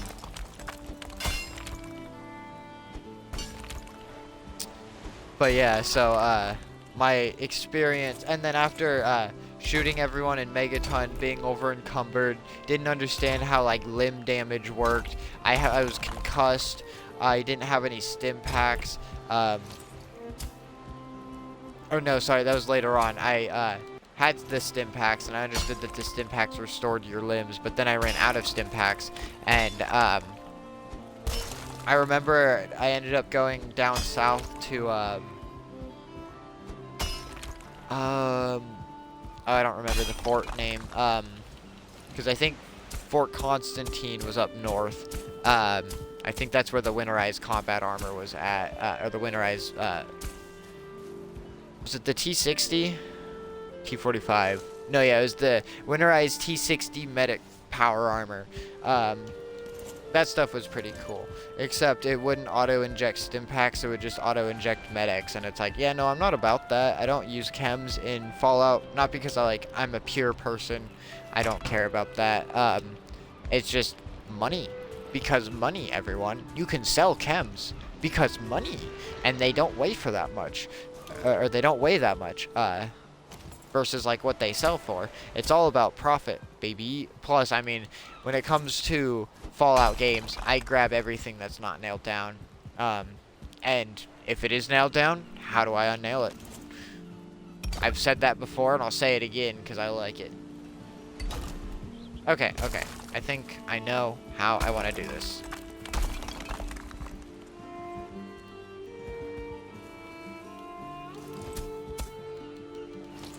And then we'll clean up this hill some with a retainer wall. I wish there was a way to place water in this game, like in 7 Days to Die, or like Minecraft, because I want to make some like fountains, but you can't. It's sad. You'd have to like, excuse me, build down onto the water table, and like even then it'd still be kind of messy.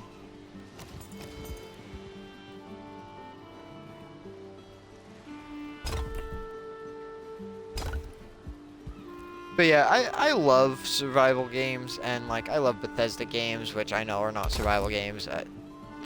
Fallout 4's survival mode is a fucking joke. New Vegas actually did survival good. Um, the fact that hardcore, um, or sorry, yeah, they called it hardcore mode on New Vegas. Survival mode, essentially. You gotta eat, drink, and sleep, which I thoroughly enjoy. There is a mod on Fallout 4 that I use, except for the fact that mods on console don't work because they want to break your game and make it so that it's unplayable, but mods on Skyrim actually work really well, so that irks me quite thoroughly. I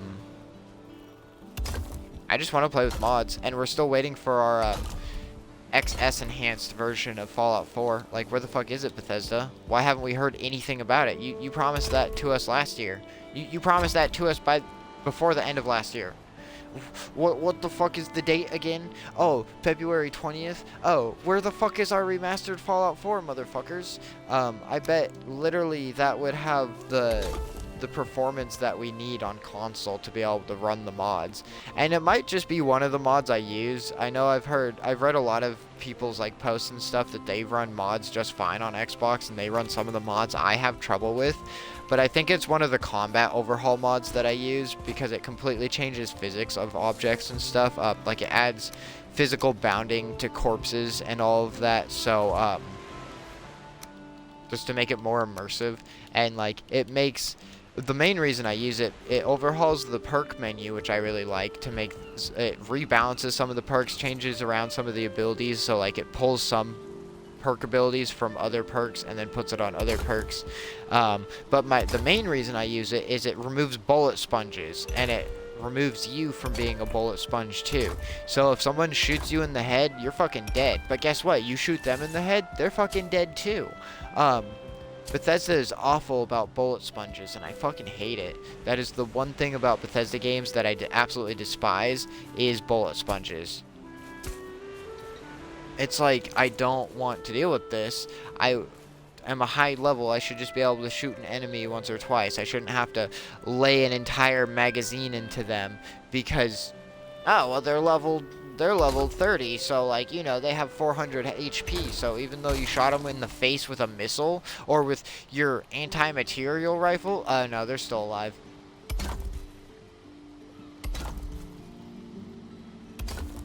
But yeah, I mean, Bethesda's awful, especially like their harder difficulties.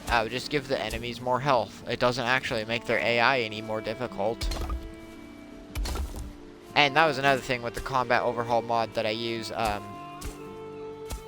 It was called like the War Never Changes overhaul mod or whatever.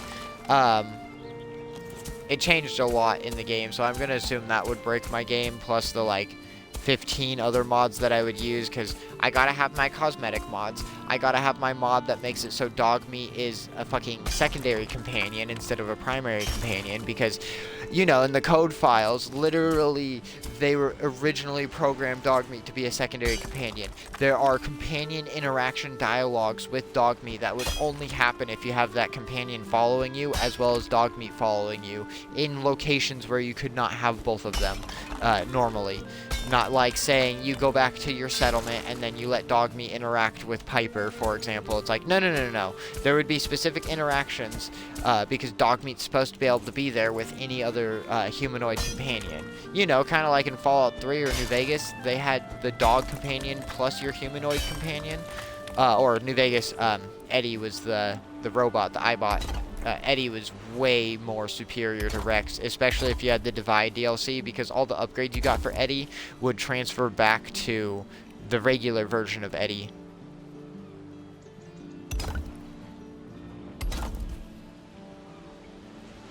But yeah, I'm a huge Fallout fan. I love Elder Scrolls, don't get me wrong. I'm just more of a fan of the dystopian future setting, more specifically the apocalypse version of dystopian futures. A good example of a non-apocalyptic dystopian future is like Wolfenstein.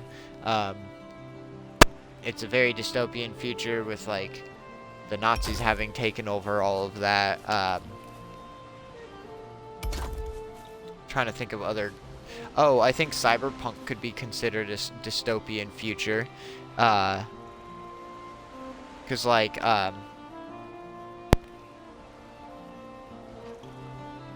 just of how like society is so dependent upon cybernetics and all of that, or whatever they call it in that game.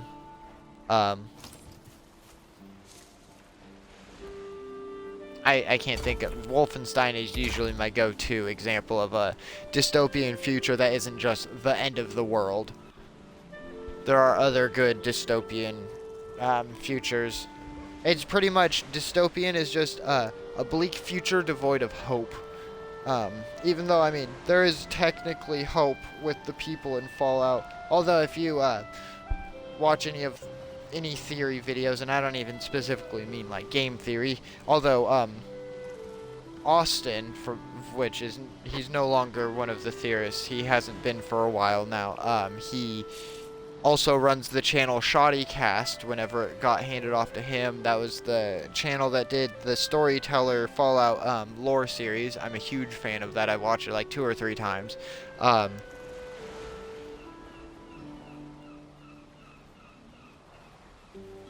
It is literally so good.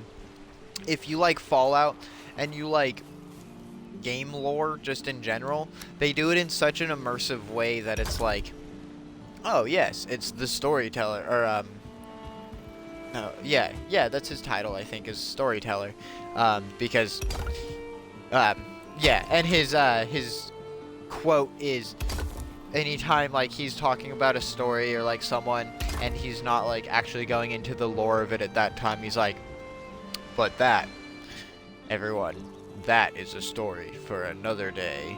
And then my favorite part of it, or one of my favorite parts, is he's talking about he's at the Sunset Sarsaparilla bottling plant, and he's talking to Festus, and then this guy that had been following him wanted, he was addicted to Nuka-Cola, and he's talking about the star bottle caps and all of that in the history, and then he's just like talking to this dude, he's like, but that's a story for another day. And then the guy is crazy, and he has a fat man, and they're inside, and he's just like holding the mini nuke launcher at him, and he's just like, no, this is a story for right freaking now, or whatever. I don't remember if they cuss in that or not.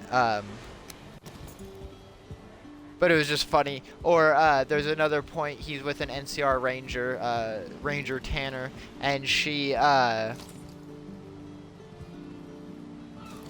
he's talking, and they're also with this old man. He went by Junior, and Storyteller's talking, and he's about to say, and that's a story for it. And then she's like, I swear if you say it, I'm gonna shoot you right now. And then Junior's just like, now I don't know her, but she sounds serious there, partner, or whatever. It was funny. And so he was like, so I do what she says, or whatever. It's really fun.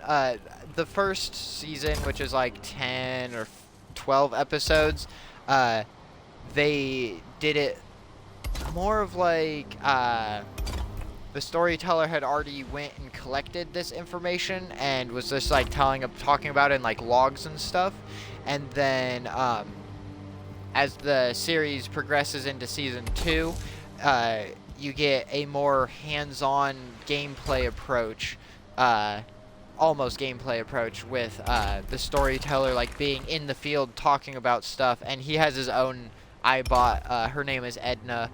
I love the iBots. He is Brotherhood, but he has specialized Brotherhood armor or whatever. So it's not like, it's his own model. It's not one you see like in-game, which is cool. I personally like that. And the community was so big behind that people were making Storyteller mods for like the armor and stuff. I'll be honest, when I was really into it, I looked up some of the mods. We had access to a couple of them on Xbox even. The Storyteller Codex is one of them, and then you could get the Storyteller as a companion, and it's like the voice actor that did the Storyteller's voice acting for the series actually voice acted lines for the character, and like it's, I believe it's supposed to be post events from the Storyteller series, because it ends with Fallout 4. Spoilers, which I haven't really given too many spoilers, but spoiler alert, I guess. Tanner gets captured by a clone of the descendant of the Vault Dweller, which, for anyone that doesn't know how the order of like character titles go in Fallout, is there's the Vault Dweller. You were chosen to leave the vault to go get a new water chip from one of the other vaults to save your people. All of the vaults are like 95% of the vaults were experiment vaults. Only like 5% of them were control vaults. We know of a couple control vaults, none of which were in the DC area, I'm pretty sure, which is Fallout 3 setting, the Capital Wasteland. The only control vault that I personally know of was Fallout 76, Vault 76, subsequently, was a control vault. The reason you're in there is truly to rebuild humanity. 76, I don't consider it, there's parts of it I consider canon. So like some of the locations and some of the original lore from year one, minus the fact that there are feral ghouls and them already knowing what ghouls are by the time Wastelanders came out, as well as the Brotherhood and Super Mutants being in the Virginia area. Nope, sorry, but you're breaking lore. That they were not. The Brotherhood was formed in the West, in California, by one man, and they had not gone east yet. So 76 time, 25 years after the bomb originally. I think we're like 28 years now, because or if they only progressed it for the two main story pieces, then they're only 2 years past. So 27 total. But if they kept it consistent, then it should be like 28 years total, or 29 now. Shit, because Fallout 76 is like, is that 5 years old now? I can't remember, but they didn't change the year after the first year. It was only with the Wastelanders update that they like progressed the actual in-game time forward, which was pretty cool. But it wasn't enough to like change stuff so drastically that like someone coming back would be like, whoa, what did they do? Oh, they completely changed it. It's just like they added small details. They removed certain loot things, removed some corpses, and then like replaced it with new things, because it's like people are coming back to West Virginia. Things are changing. So it was pretty cool. I liked seeing some of the like map changes, having been a player that's been around with 76 from the beginning. But anyway, back to the lore topic. With the vaults. So back the Fallout like title sequence going, and not like with the games, but with the main characters. It goes the Vault Dweller, who is chosen to go get a water chip for Vault 13. If you've played New Vegas and you've heard the Vault 13 references, it's in reference to the very first Fallout. Fallout 2, you're a descendant. I think you're either the grandchild or the great-grandchild of the Vault Dweller. And the people are tribal at this point, so you're considered the chosen one or whatever, or just the chosen, referred to as either or, I believe, in the lore. But then Fallout 3, you're the lone wanderer. We don't talk about Fallout Tactics. That is one we don't acknowledge, so I don't know anything about that one. Then, like I said, Fallout 3, you're the lone wanderer. And because, you know, you're like the only one left from your vault after, oh my god, spoilers from a game from 2009, sorry. Or no, was Fallout 3 2008? I always get Fallout 3 and Halo 3, like their release dates mixed up. One was 2008, I think Halo 3 was 2008. And no? Fuck, I don't know, I'm just gonna stop saying that, because I don't know.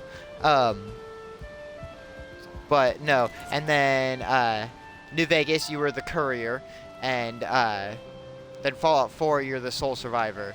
And then 76, I think you're just referred to as 76ers. At least that's what whenever Wastelanders update came out, that's what they referred to everyone as. We're just 76ers. Which, I mean, it works. It's like, there's not just one of us. There's supposed to be a bunch of us, obviously, with it being the online multiplayer. But no, I think it's cool that each, and then back to the original topic after this, but I think it's cool that each Fallout character has a title, so that way, it's kind of like with the Elder Scrolls games, like in, oh, whoopsie, in, I don't know what, the title for the character from Morrowind is, but the character in Oblivion, at least in Skyrim, is referred to as the hero of, is it? Yeah, just the hero of the Oblivion Crisis. And then in Skyrim, obviously, you're like the Dragonborn. So, like, Bethesda just really likes to do, like, the character titles. Oh my gosh. Welcome, Raiders. Welcome. Hello. I hope the rest of your stream went well, Bex. Thank you so much for the raid. I was not expecting this. And welcome, everyone. Welcome. I just got lost talking about freaking Fallout lore for like the last 20 minutes. You just missed it. Because I'm a huge Fallout nerd. But thank you, Raiders. For anyone raiding, if you guys were watching Beck for a while, feel free to step away, get a drink, do whatever you need to. I appreciate the raid. Don't feel obligated to stick around. For any of you that have been here before, welcome back. For any of you that are first-time viewers, welcome, welcome. I am a variety streamer. I mainly focus on survival building games. Currently we're on Valheim. The next game planned, which is going to probably be like another month or so, but the next game planned is 7 Days to Die, console version to specify. So we're still back in Alpha 15 update, so we don't even have the power stuff yet. But so I'm a variety streamer, mostly the survival builder games. I like doing random story games and stuff too. I think I need to go back up for the stone. Yeah, I don't have any stone down here. But, oh, yeah, there's been a lot of progress. Thank you. Let me give everyone the quick run over of what we've got going here. So starting at the bottom, this stone platform here that's octagonal, that kind of looks like a merry-go-round right now. It's just basic framework. That's going to be our portal platform. We're building multiple floors on it, so we have plenty of space. That big old building right there is my house. You're here for the Val Hussy. Well, good. We do love Valheim here. I've been spending the last, like, hour or so finishing up, the foundation for the pier, and then we're gonna build some wooden supports off of it and, like, some of the actual pier bits on the next stream. We were mostly working on some of the retainer walls around the town. But yeah, so coming back up this way, we got the bees in, everyone. Do not worry, the bees are very happy. We got another garden plot in as well. We just haven't done anything yet. But yes, here are the bees. We've not harvested the honey in forever just because I'm lazy. We've got our little workstation for the crop area as well as our original crop area. We've got our boars, you know, including Tammy and Bongo in their little corner because they don't want to go anywhere else. But happy bees are best bees. Indeed, we want the bees to be happy. And look at everyone. We have chickens. They are bustling. We need to collect their eggs, but the bees are not happy. They're drowning in honey. I'm sorry. They do it to themselves. I just can't keep up. But there's my fancy little bridge that I built for no reason other than I just wanted it. But then, so we've got this little pathway up here. I need to build another pathway just straight down the side there to connect all the way up to like this level where we're at here, and then they're going to build another staircase up to the very top level. We're not going any further on the mountain. And then, so coming back, we've got our berry plot here. We need to build the platform out more. We're going to have the windmill over here. And then bringing it back to some of the original stuff, we've got the, like, town little park area, like, recreational spot. This was my original, AFK spot in case I needed to step away from stream for a moment. But, we have the tavern, which we, hold on. Sorry, everyone. I was not prepared to show the town off, which it still doesn't have a name yet. It looks lovely. Thank you, thank you. Ah, that's why you don't run on a roof and look at chat.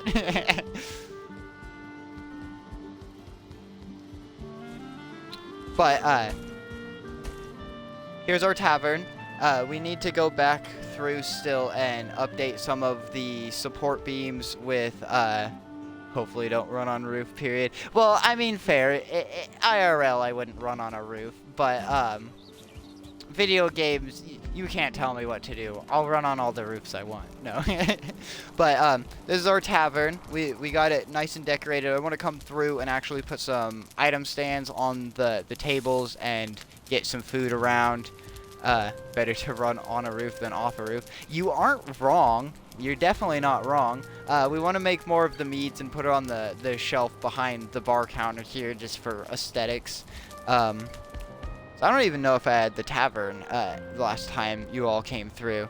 But we've got the kitchen here.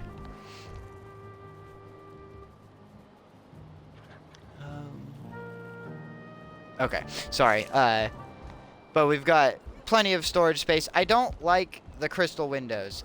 After I put it in the tavern, looking at it from like a distance, I don't like it. So we're gonna change that, everyone, eventually.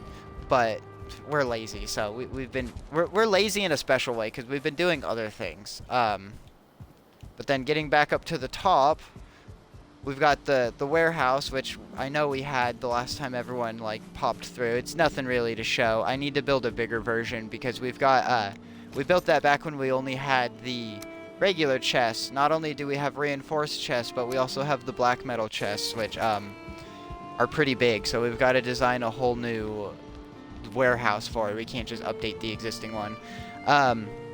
This is just temporary. I want to build a smithy, which I actually know where the smithy's going to go. It's going to go on the hill between the tavern and my house. Also, thank you, rain. We love the rain.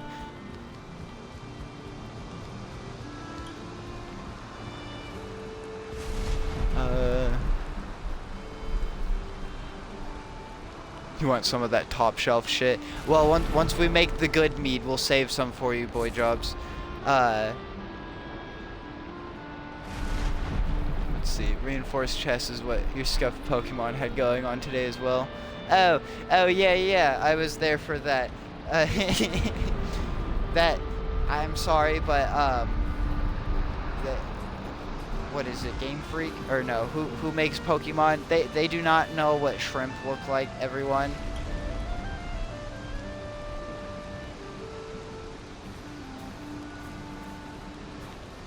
Well, thank you for popping in, everyone. I really do appreciate it, regardless of whether you stay or not. As I said, I understand. If not, I get coming from one stream to another. I appreciate any level of engagement, and also, so sorry I have the streamer blindness, boy jobs. Thank you for the follow. I really do appreciate that. And thank you again, Beck, for the raid. I do appreciate it. Yeah. Sorry, I'm not very good with words. But yeah, everyone who popped in, thank you. How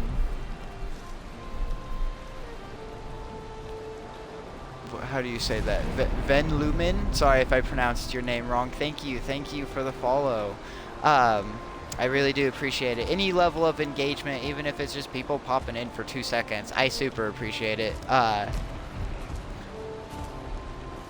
You have a great night too, Beck. I'll try to catch your next stream.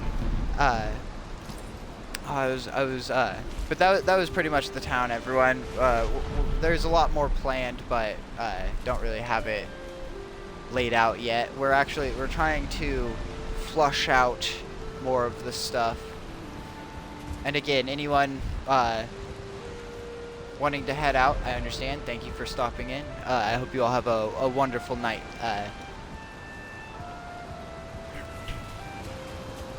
But yeah, we're gonna go up and... God, I think we used all the stone that we had collected earlier. This is the big unfortunate, but... well, not all the stone. I've got like 3 stacks maybe, but that's nothing for the building I do. So we might need to head to the plains, everyone, for a good old stone run. We gotta take out those big pillar rocks. You'll be lurking for a little bit. Okay, cool. Well, thank you. I try to reiterate, the lurkers are just as important as the chatters, sometimes almost more so, because I'm sure the lurkers end up making up a larger percentile of viewers on streams than chatters. But all the same, or with that all being said, also, sorry, I don't have commands set up. I am streaming from Xbox, and a lot of the extensions don't work properly. Oops, wrong side. I need to pull this around to the other side for the portal. But yeah, no, I appreciate lurkers, chatters, anyone, honestly. Just anyone popping in makes the night that much better. Yeah, even though we have a portal named Pillar Rock because we have a tag named Pillar Rock Field. I'm so creative, everyone. But we had moved the cart from there down to some tar pits because we needed a bunch of tar. So this is where we're at. The last thing we did, which actually I need to go grab that workbench. We took out a pillar rock. You'll see what I'm talking about in a minute if you have no fucking clue what I mean. Let me grab the cart and then we're heading off to another big rock like that. Or actually that one looks closer. Big rock. And then we just dig the ground out around it. And then we break the rock and it rains rock. Rock and stone, everyone. For any Deep Rock Galactic fans out there. I do love that game. But yeah, so we're just gonna cut down a couple of these trees around the rock. I don't think they actually affect it, but they bug me, so OCD, you know. We love it, but then we gotta dig the ground out around it and just make a giant bowl like we saw. From everything I read, pretty much the rocks have really big bounding boxes, and that makes it so you have to dig. Everything I saw said at least 1 meter away from the ground. I'm safe and I do 2 meters because the 1 meter method has not been working.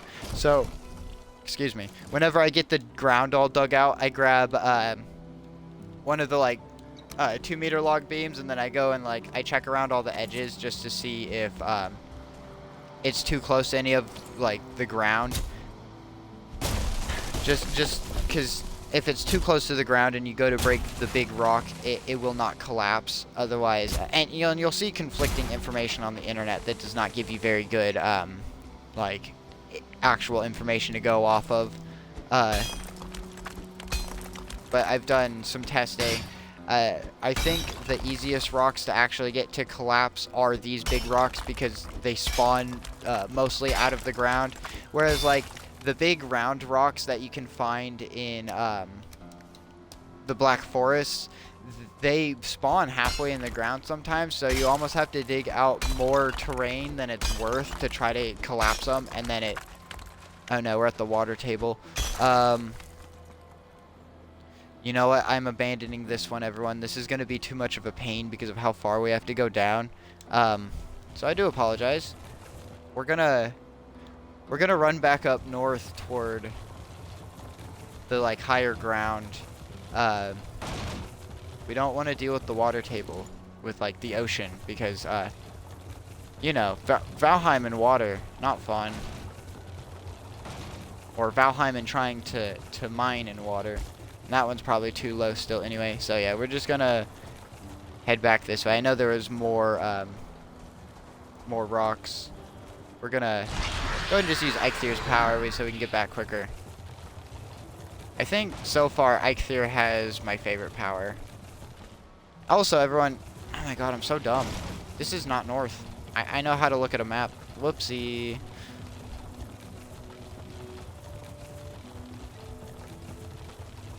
I'm going, and I'm like, I don't recognize any of this land. Also, we're just gonna stroll on through here since the enemies are on passive. It's all good. We're just passing by. Okay. So yeah, we might just be screwed. They might all just be too close to the water now. Because the ones we were breaking were like over here. Well, alright, we're gonna leave the cart so we can get over there quicker just to check it out. Because I gotta scout this out before I drag the cart all the way over there. So it looks like they all might be too low.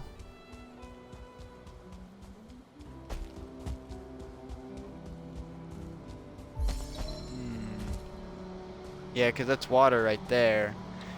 We gotta dig. Yeah, we're not gonna be able to do that. Everyone. I'm having complications because, you know, it's me. And that's how I be, honestly. Complicated as fuck. Just running back and forth in a field for no reason, and now it's nighttime. Well, I think what we're gonna do is just have to take the extra time and not be able to collapse the rock quite the same. I know, it's a big shame. We'll just run to this one and then we'll just smack it, okay? Sorry for wasting everyone's time.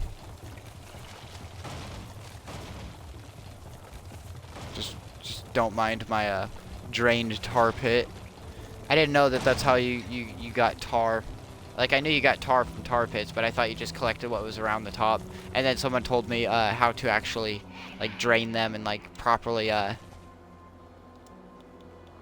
Game, let me off the cart, thank you.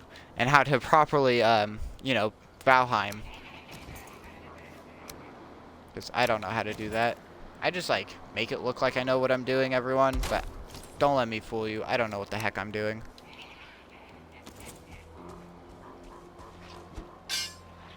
I mean, I guess I can dig down in the ground a little bit, but as soon as our feet touch the water, we're gonna stop digging downward and just dig outward.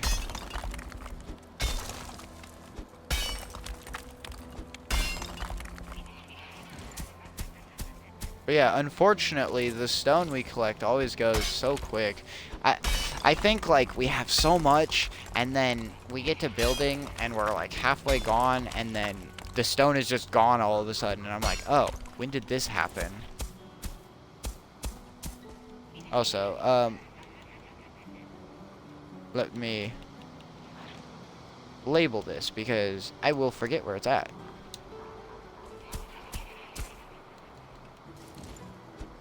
We're gonna need to run back to the portal and sleep. Like, honestly, like now, because I don't like working at nighttime.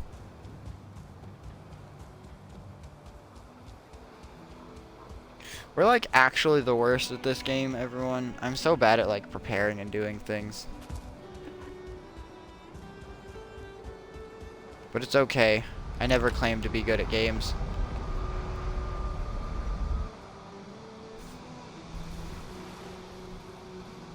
Okay, so yeah, we're gonna sleep, and we'll come back with our rested bonus, so then, you know, the double stamina regen, which we do so love.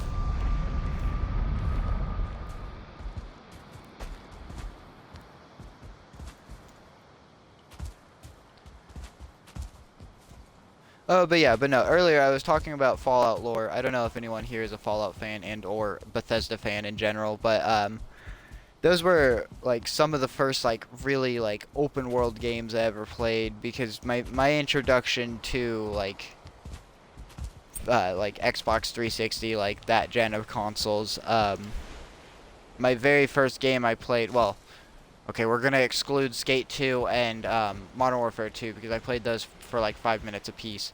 My first like real game I played on Xbox 360 was Elder Scrolls 4 Oblivion, and my little child brain was just expanded forever of what like games could be. I was playing games like Spyro and like Time Splitters and like old games that were like very linear story based games, and like even the most like the largest games I played were like Legend of Zelda, and like I mean those were pretty big for the time, but at the same time it was like nothing compared to what games could be like even now obviously, but like even for like Bethesda games at the time. And I'm not gonna say Bethesda is perfect because they are far from it. I love Bethesda and I love their games, but I do not love the Bethesda charm. I'm sure a lot of people don't, but just I'm a huge Bethesda fan just because their games hit a certain niche that most games don't. In my opinion, that for me, that was what I'm looking for from their games. Most other games just don't hit that.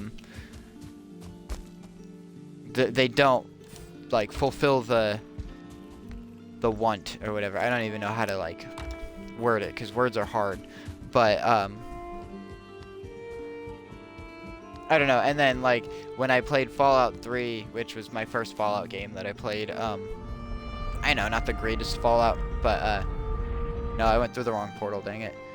I forgot we moved the cart. How could I be such a failure? But no, Fallout 3, objectively I will say for Fallout games, if we're excluding Fallout 1 and 2 because that's where they originated, Fallout New Vegas I think is objectively the best Fallout game, but that's just because of the time constraints that they made it in. Like that game was made in 9 months and it's better than Fallout 3, and Fallout 3 had like double the time and like more funding even, and a bigger team, just everything. Obsidian did such an amazing job with Fallout New Vegas, but subsequently liking Fallout and the game so much, I wanted to learn more about the lore. So one of my favorite lore series is The Storyteller by Shoddycast, and I ended up I remember I got to talking about all this earlier because I was talking about Game Theory and how if anyone remembers, Austin used to be on Game Theory, and he's the one that runs the Shoddycast channel now at this point. Oh my god, I meant to repair my pick. Damn it. Oh well. We're just gonna go till it breaks then, everyone. But just, I love the Storyteller series. If you like Fallout and like the lore, like even at all, I highly recommend giving it a watch. It's super good. I think it's about 2 hours of content. It might be even more. Honestly, I don't remember. I've binge watched it like 3 or 4 different times because of how much I love it. But I'm just a weirdo. I like apocalyptic dystopian settings, especially like the very bleak ones like Fallout, or even like Rage was a lot of fun, being an apocalypse setting, but them going about it a little different with it having been like a meteor that crashed into the planet instead of you know, like nuclear bombs or zombies or whatever, because when it came out, zombie media was still super popular. I mean, like, it's still surprisingly popular. I like zombie games, don't get me wrong. It's just they've gotten really boring at this point because of how overdone it was. It was like everything was zombies, and it was like, don't get me wrong, because I love zombies, so I was happy with it. But at this time, it's like, or at this point, it's like fatigue from the genre. But just apocalypse settings in general. I don't know why. I think it's the like survival element of it that I like, and I like survival games. I don't like just straight survival games. Like one game I've had recommended to me, but it just has like crafting in it. It doesn't have like structure building. The Long Dark, and like it looks fun, but like I'm not as crazy about just like pure survival games. I more vibe with survival builders. Which is why Ark stole so many years of my life. Oh my fucking god. I love that game, but Jesus Christ, I put too much time into it. Or, alright, well, now we're going back. Sorry, I'm a failure, everyone, and forgot to repair that. We'll go back, we'll repair it. We'll bring back... Where's the cart? Okay, there it is. We'll bring back what we have in the cart. If we can. Okay, yeah, we can. So we'll drop that stuff off. We'll repair that. But, oh shoot, what was I saying? Oh, survival games. I prefer, survival builders just because, like, building's a very important thing to me. I mean, you all saw my town that I have going so far. I love building. It's a huge passion of mine. Literally, if architecture didn't have so much math involved, like IRL, I think that'd be the field of work I'd go for, but I'm too dumb for that. Like, and I don't even say that to, like, insult myself. Like, genuinely, numbers confuse me. Basic math, that's hard. But no, building, and, like, Conan Exiles is another one of my favorite like survival builders. I'm a huge fan of voxel building games like Minecraft or like 7 Days to Die, so like on a grid system. But I also love snap point build system, like what we got here in Valheim. My god, you know, forgetting the name of the game I'm playing. What the hell is wrong with me? I know what's wrong. My brain, everybody. My brain is what's wrong with me. It's okay, though. I never claimed to have a functional brain. In fact, I'm actually quite dysfunctional. Especially according to my therapist. No, I'm joking. Oh, we laugh to keep from crying, everyone. But no, trying to think. I like the like building survival elements inside of Grounded. That's another fun game. Also, curious question for anyone that wants to answer it. What's a preferred like art style in a game? Like some people prefer hyper realistic like graphics. Some people prefer the more like cartoony or like pixelated graphics. I personally don't mind. I don't think graphics matter in a game. It doesn't make or break a game. One of my favorite examples is Minecraft or even Valheim here. It's very low res, but they do it in such a way, in my opinion, that it blends very nicely, and it works really well. And tell me how a game this low res can still be as beautiful as it is. I mean, tell me how a game like Minecraft can be so blocky but yet look so good. And obviously some people don't like that aesthetic, but I'm a huge fan of the very pixelated aesthetic. I love pixel art in general of any kind, whether it's 3D or 2D. Also, this dot does not need to be here anymore. But no, it's just, I like open world adventure games, and so when you mix survival builder elements into it, you've got me sold. Like, I'm more than likely going to check the game out if it has those things. If it has building, if it has character customization, and if it has free world exploration, then, or like open world exploration, then I'm there. I'm there, and I am absolutely like giving my soul to it. No, not that bad. It's got, the build system has to catch my fancy. If it doesn't, then like obviously being a builder, I'm not really gonna like it. Like for example, Ark's build system, very similar to like Conan's build system, but there's just some things about it that are different enough that it's like, ooh, I like this a lot better in Conan.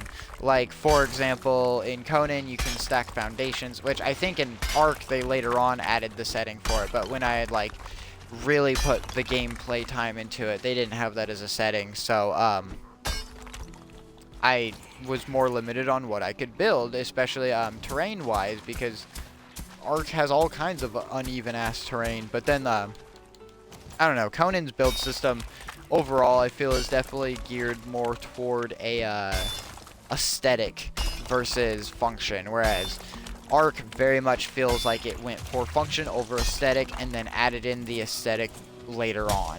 Because they're like, oh, people like having nice looking things. What? It's like, yeah, guys, yeah.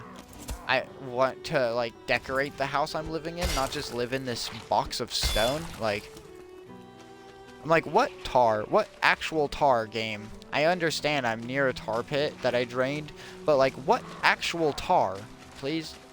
But yeah, no. Or, like, 7 Days to Die. Like, I love Minecraft, and there's a lot you can do, especially with the blocks. But some of the, like, pieces, the shapes of pieces that we have in, like, 7 Days to Die. And this isn't me saying, like, oh, Minecraft needs, like, slopes and stuff or, like, sideways slabs. Like, no. I think Minecraft's great how it is. To each their own, obviously. You feel how you want to feel. I'm not going to tell you how to feel. So obviously that wouldn't work anyway, for one. And for two, it's not my place to. Everyone's opinion is valid, even if I disagree with it, kind of thing. With, like, that mentality. But, 7 Days to Die, with just some of the build pieces it has, it makes for a better overall voxel-based build system, just because you can have more shapely builds and stuff. But with that being said, also, Minecraft, you can do a fuck ton with it.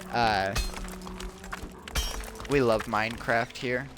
I probably won't ever play it on stream just because it's, like, my passion game and it's, like, my vibe game. I don't want to, like, I don't know. I have, like, a ritual with Minecraft. It's like I gotta watch something or, like, listen to something as I'm playing it. I feel like streaming it would just be kind of weird. I do, okay, I take it back. I can't say I would never stream Minecraft, but if I were to, it'd have to be, like, with other people. I don't think I'd ever solo stream Minecraft. I'll solo stream plenty of other survival builders, though. Because I know one eventually I'll get to is Conan. I've played it a lot, but, like, I'll play it again on stream. I don't care.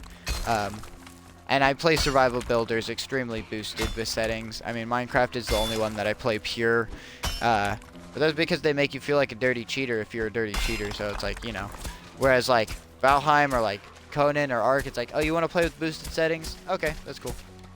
Minecraft's like, nah, these are cheats. You're a cheater. Filthy little cheater. No achievements for you. And that's why we love Steam, because, you know, Steam achievements and mods mix pretty dang well for most games. I know there's some games that disable the achievements still, but it's like, why? Just why?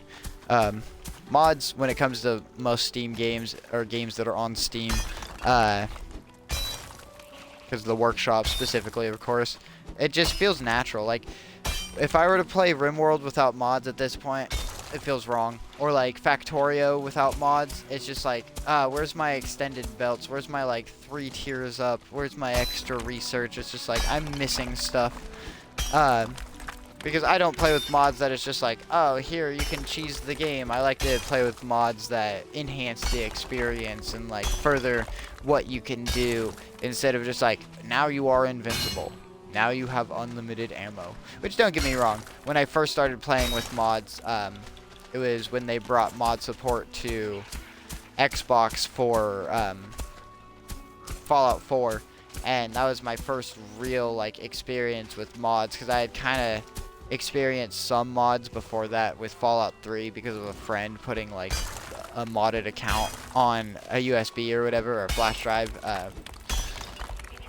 and so I'd kind of messed around with some mods, but nothing specifically. Whereas, like, Fallout 4, when they added mod support to that fucking years back, I think that was like 2018, or no, that was before that. That was like 2016, or yeah, that was 2016, I think, when they added the mod support, or it was 2017. I don't remember exactly, but that was my first experience, and, like, you know, they're like fresh and new, so I got a bunch of, like, cool mods, and then I got, like, oh, well, now I can be invincible and stuff, and, like, that shit gets boring so quickly. It's like, no, I want a challenge in my game still. And then so I found the mods that, like, I had to, like, play with mods before I learned what kind of mods I liked. Same kind of thing with Factorio. I also Factorio is one of my favorite Steam games. We love Factory Game. We love automation. Automation is good.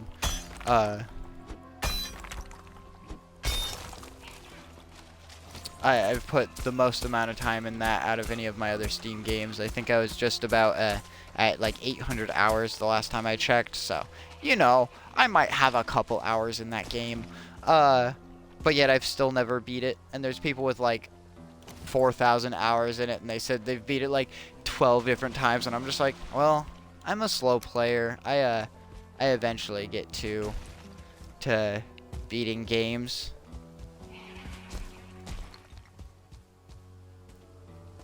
Okay, let's get our log. Yeah, I mean, let me get the angled one. Yeah, we're gonna need to take more of this ground out just to be safe. And then pretty soon we can smack this rock. I think I was making a bigger deal about the water table over here than I realized. I'm also in a different rock than I was originally, and this one was slightly higher than that first one, so. But we're gonna need to find a new plains, everyone. We've taken out all the really easy to get big rocks, so. Alright, let's get my pole again. Yeah, that's a little close. Again, we're probably good, but we want to be safe.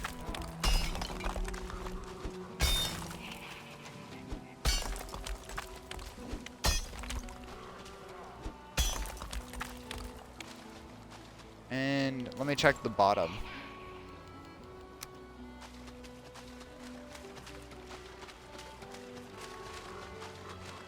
It does get pretty close over here. Let's, as annoying as it is, let's, oh, too low. I mean, it'll work. We'll just have to struggle bus for a moment. Also, let's try to smooth out the ground. That'll help too.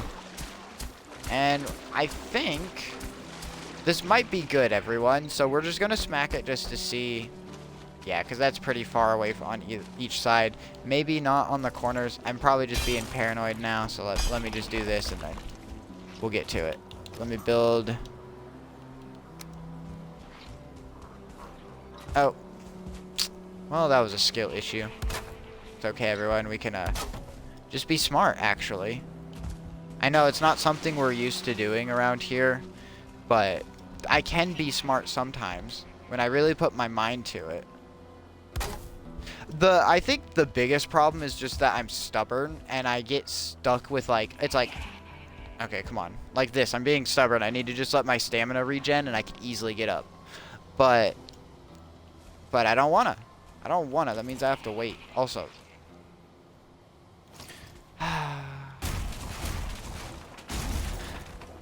Just, everyone just a sigh. That's all we get. Because we're gonna need that wood anyway. I thought I had more wood on me. Apparently not. It's the sigh of being defeated, to be honest. But it's okay. Okay, now let's see if this thing will do the rock rain, because we love rock rain. Hey, it will! See, when it absolutely just freezes our frames for a moment, that's one of the greatest things, because we know that means the rock is collapsing and it's updating to detect all of the entities. And let's be smart, everyone. And let's bring the cart down around and then collect the stone and not be like I was gonna do and go down there, collect the stone, and bring it up this way. Actually, no, what I was gonna do is dig a staircase down from this side. Why? Why, brain? Like, actually, why? Just walk the fuck around. Literally, just walk around. Boom. No staircase needed. Also, little tar boy is doing some crazy ass shit.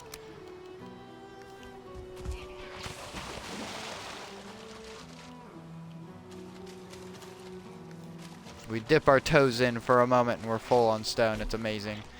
It's like we get so much stone, but we just build so much. So that's why we go through it so quickly. Also, I don't feel like spending more than like 20 minutes or 30 minutes at a time farming stuff. Sometimes 40 minutes. I don't know how long this one took, to be honest. If I'm efficient, it takes about 20 minutes at most. Efficiency is not something I know much about, everyone. Not only am I a procrastinator, but like I'm an indecisive airhead who is scatterbrained. So, yeah. You know, I hope you can gather the rest from that. We try to stay focused, we really do. Okay, I think we can actually get all the stone, maybe, I say. Hopefully. Nah, yep, nope, I spoke too soon. I spoke too soon, because we've got, that's 48, 39, and 50. Yeah, that's an amount. I'm not gonna try to do that math. Could I? Yeah. Could I do it quickly? No. Definitely not. Oh, we can get a little bit more. Alright, game. Let's run the cart back, drop our stuff off, and... Yeah, I didn't think it'd let me get it. That's why it's living there.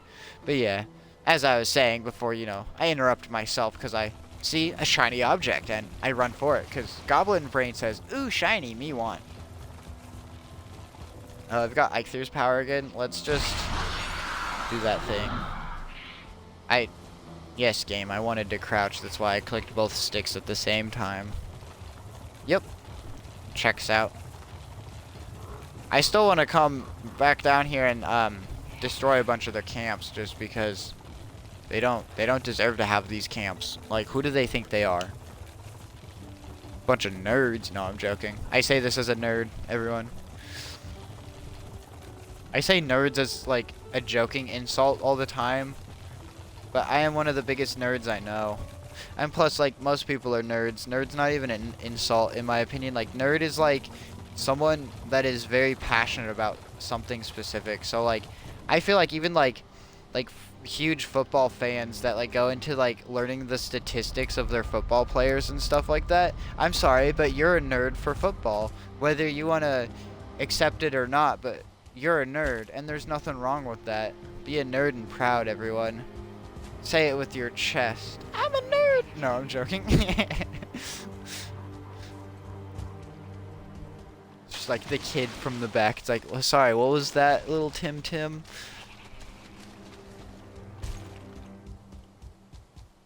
Okay, so we've got some stone. We're gonna go back and build some more. We definitely don't have enough stone. We're never gonna have enough stone, everybody. Also, don't mind if I just borrow this stuff. Borrow with loose quotations, as I will never bring it back. I'm gonna borrow it much like a mosquito borrows your blood. I'm like, well, shit, what's a good example, a good analogy? I usually have some analogies preloaded. Oh, it's cloudberries. I'm like, what the hell is that? We don't want the cloudberries. All my homies don't need cloudberries. I don't know what I was gonna say. I was gonna say all my homies hate cloudberries, but that's not true. We actually like the cloudberries. They're just not useful anymore. I mean, I think they're used for the fire resistance meads, to be fair. So, I mean, they might be useful. I don't know what Yagluth does as a boss, so, I mean, they might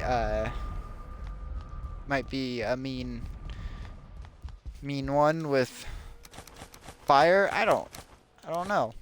I kind of just assume because the biome of the boss has ingredients that give me fire resistance mead, so like it makes me think like they're gonna do fire damage. Much like Motor doing frost damage in the snow biome, while we're already having a bunch of stuff that gives us frost resistance, so it like makes sense. It's like that checks out. At least for me. So like with my logic, with that line of logic, I mean to say, it makes me think like that Yagluth might do some kind of fire attack, or that Yagluth, which would make sense because The Zill? Yeah, Zill and Thunger. Zill was a little shaman, a little special named shaman, and Thunger was a fulling brute, or whatever they're called. Zill was on Thunger's shoulders until you defeat them, and then Thunger drops, and Zill is the one left that you have to fight in a bottom of a tiny little tower. It's so annoying. I complained about that plenty on that stream, so I'm not gonna rehash that one. No one wants to hear me whine. Someone might, but I'm not gonna make you guys hear me whine. You guys, gals, and non-binary pals. Gotta keep it fully inclusive. I don't like to say guys as a generalized term. Well, that's me personally. We'll do the sleepy thing. We'll drop the gold off. We'll repair our tools this time. Not that we super need it, but then we'll go back and get the rest of the stone. Wood in there, and then the gold goes up in our house until we build a bank slash like treasury or whatever you want to call it. We'll definitely call it a treasury because that would be more accurate for the times. But you know, I gotta be that bitch that's super specific about everything. I correct myself. I'm that specific.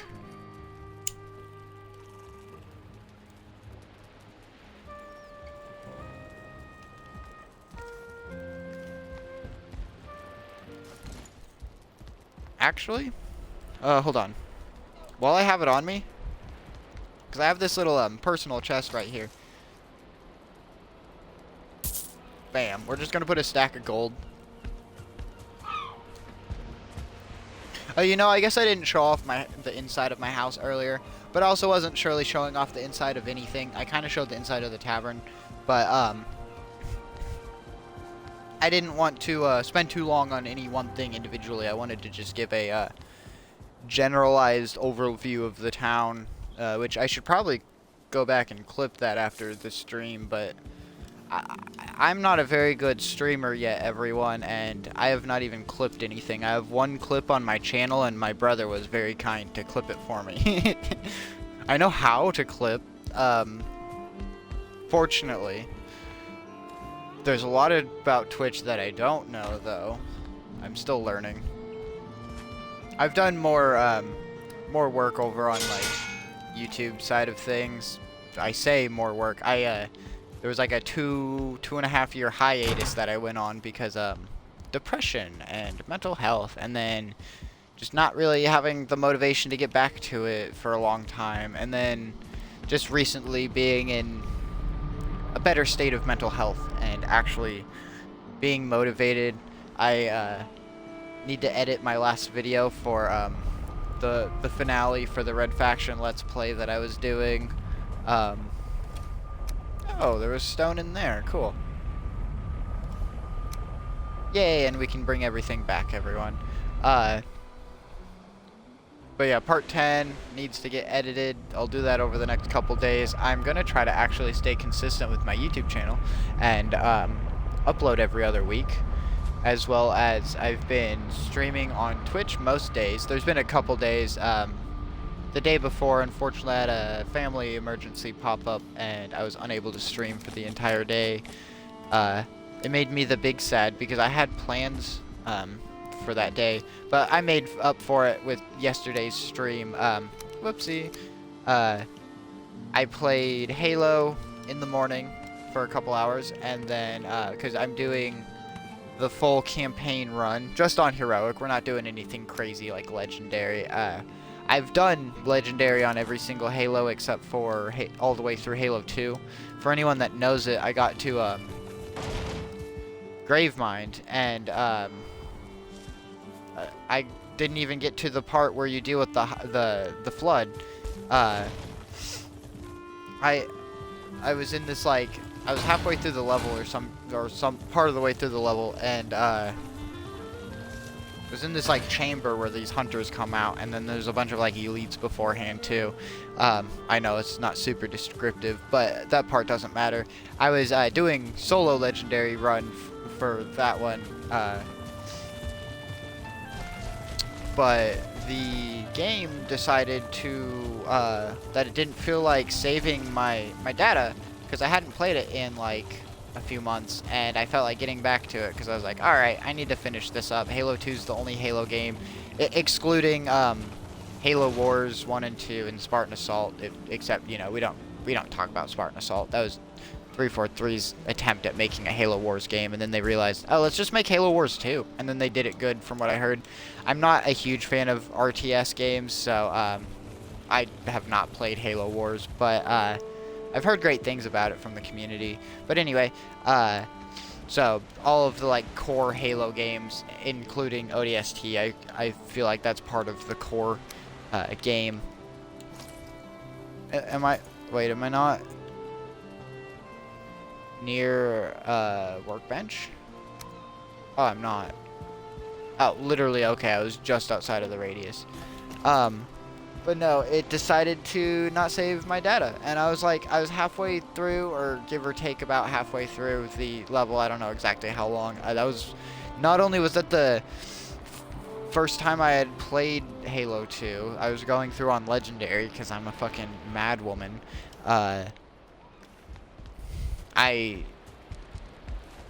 did not know the game at all, so it's like I didn't know where to go, whereas like Halo Reach I could do on Legendary a lot easier than like any of the other Halos, because not only was that my favorite Halo, but I've played through that campaign literally like 12 times. Like I'm playing through on like time 12 or 13, or I guess 12 time 13 or 14, probably more. I've actually lost count because of how many times I played it back on Xbox 360 and then playing it on Halo MCC. I've only gone through the campaign twice, I believe, but still, even on Halo MCC, just doing it twice on top of the like at least guaranteed 11 times on 360, it's insane. Halo Reach was my favorite. That was the Halo that really got me into Halo. The first Halo I played was ODST, which I love that game. It is a piece of gold, but do not recommend that as the first Halo someone plays. It is not a very good entry Halo. Honestly, Halo 3 would be one of the, for the older Halos, would be one of the game. Can we just snap, please? I feel like Halo 3 is one of the best like entry Halos, both multiplayer and that's not what I wanted. Now I gotta break the ground to break that. Both multiplayer and campaign. Now, my personal favorite campaign is between Reach and ODST. I'll more commonly say Reach, but every now and again ODST creeps up and it's like, ah man, that was a banger of a campaign. And I like games that have like a whole story happen. It like takes us like a few hours to play through, and it was literally just supposed to be over the span of like the night, and it's just like, I love that. Even though it's unrealistic in the sense of how much time you'll end up spending on it. It feels like, I don't know, I like when stories are told like that. So ODST sometimes creeps up as one of my favorites. It's definitely usually second to Reach though. Reach holds a special place in my heart. The Halo games in general. My least favorite Halo game is Halo 4. I don't hate it as much as I used to. I really used to think it was a piece of garbage, but I really don't. I'm not as harsh about it anymore. Especially the campaign. It's still a clusterfuck, but I realize why it's such a clusterfuck. It's so linear. Like most of the other Halos, there's at least 2 routes usually you can take. There's some parts of the missions that are very like, no, this is set in stone, the direction you need to go, but there's other missions where it's like, you can just skip entire sections of enemies. Halo 4 does not really allow that. You're kind of stuck. You can't really skip enemies because of where they place them and how you have to like get out of that section. They make it difficult, so you kind of just have to kill the enemies, and which is fine. I don't mind, but at the same time, there's sometimes on Legendary I'm just trying to skip past it because I want my achievement, but I don't want to have to work for it. Damn it! Halo Infinite made me work for the Legendary achievement, though. God damn, I literally thought I wasn't gonna be able to do it. The very last boss fight, is so hard. And like I had went through the game. I always play the Halo games on heroic at this point because of not to just be like, oh, I'm so good at them, because I'm really not. But like when it comes to killing the NPCs, heroic, I am decent for the most part. Like I'm good enough that I can play it on heroic and enjoy the game. I was raging a little bit on reach because I was sucking, but you know, it happens. I'm playing it through on heroic the whole game. I think I said that at the start of my Halo ramble, but I don't know, just Halo. It's a great game series. Halo 5, I'm still not a fan of the multiplayer. I mostly played custom games on Halo 5. Reach I did. That was my sweaty years. Like, Reach also, again, holds a special place in my heart. That was the first game I ever played online. I had only ever done, like, local multiplayer up until that point in my life, and I was 14, I think, the first time I ever played online. So, and I went the majority of my childhood without having internet, which, you know, gives me a better appreciation for playing solo in games, which is why, like, I love co-op so much more than just like multiplayer, but that's why I have such a love for like co-op games. Also, that branch is gonna bug me. I wonder if I can break that ground more and get it down. But playing solo, it's a vibe. I can do exactly what I want, not have to worry about someone else coming in and messing something up, quote unquote messing something up, not like actually. I say quote unquote in the sense of like, because I am so particular. I have a vision when I'm building, and I don't always get to it till like way later. So I don't want to have to like mark what I'm gonna be doing, which there are sometimes. I haven't done it in this world just because I have a whole list of stuff I want to make, but I don't really know where it's going to be. Except for two things, everyone. I know on this undeveloped hill between my house and the tavern, where the sun is blinding us, but the tavern up there, we're going to put a smithy shop there. So I can have the full like forge workstation, the smelters, all of that. So I think we'll keep the one at the top platform just so I have one up top, and then we'll have another forge station down below.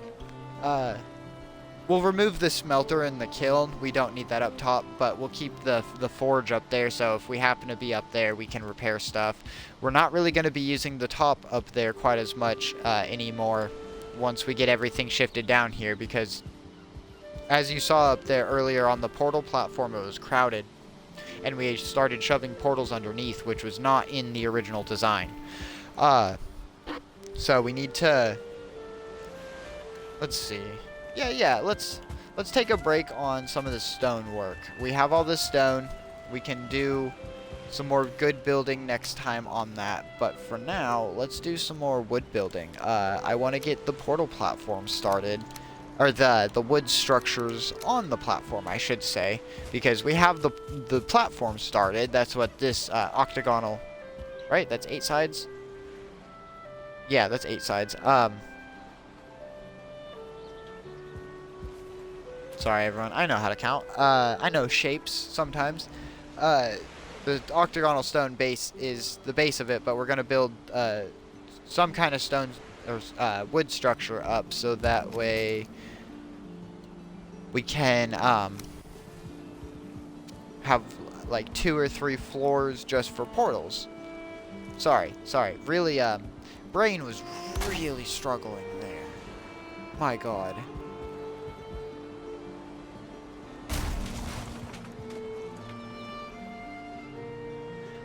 Come on, game.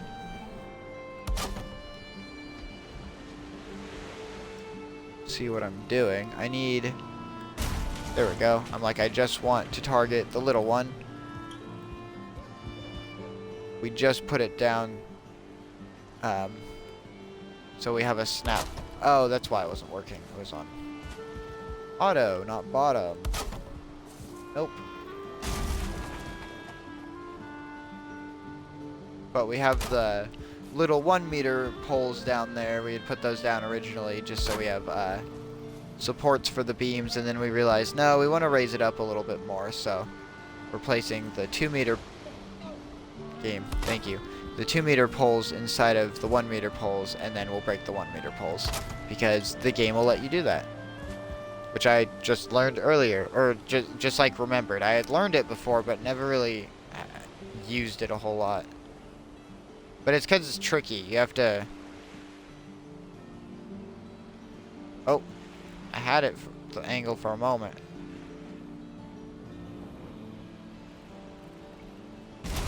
Ah, there we go. I'm like, it's just a gamble at this point, everyone. I gotta just press the button at some point.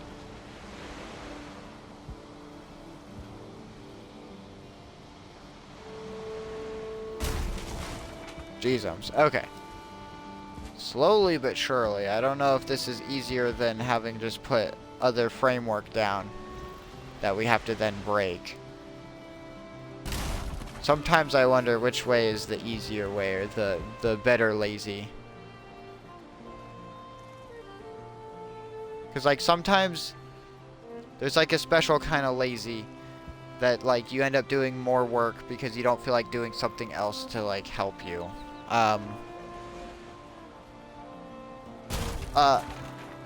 Alright, game.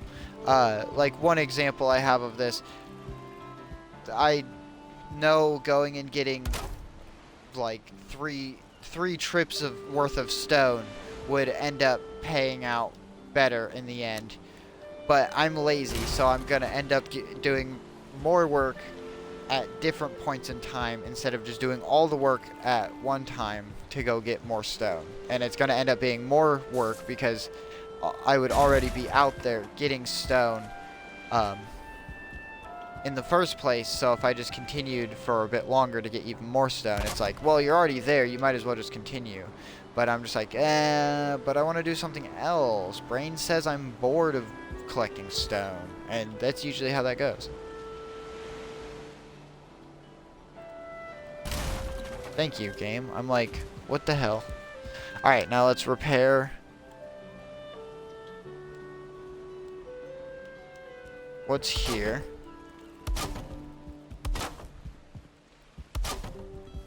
Or actually, no. I guess we're just gonna do that now. We want to move the supports up.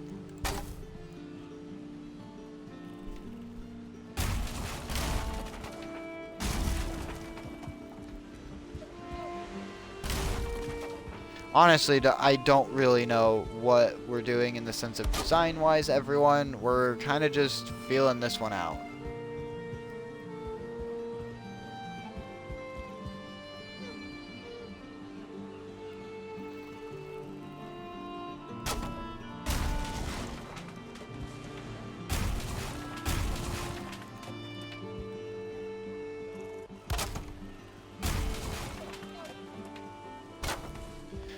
But then some other, like, back to different games that I've been playing, or like games that I want to play on stream.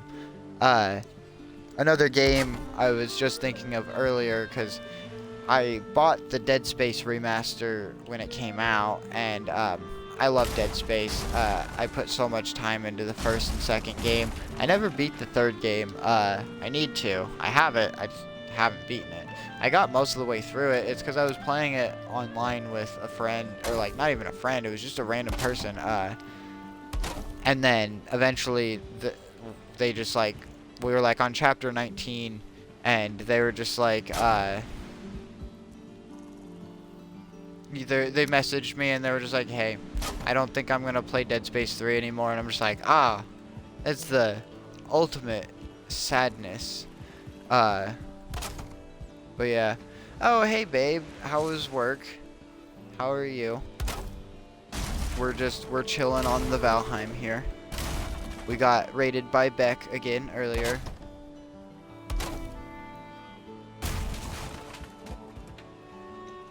Very much appreciate the raids. And we still got the cool peeps hanging around, because I appreciate everyone. And I've just been rambling about Halo and other games that I want to play or have been playing on stream. Oh, thank you, thank you. Yeah, we just got up to 20 followers tonight. I think I got, yeah, 2 more followers tonight, which is pretty dang good. I feel like every time Beck raids me, I get more followers.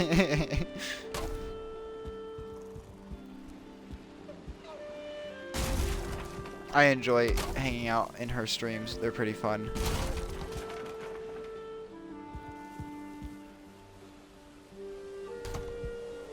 You gotta work tomorrow as well.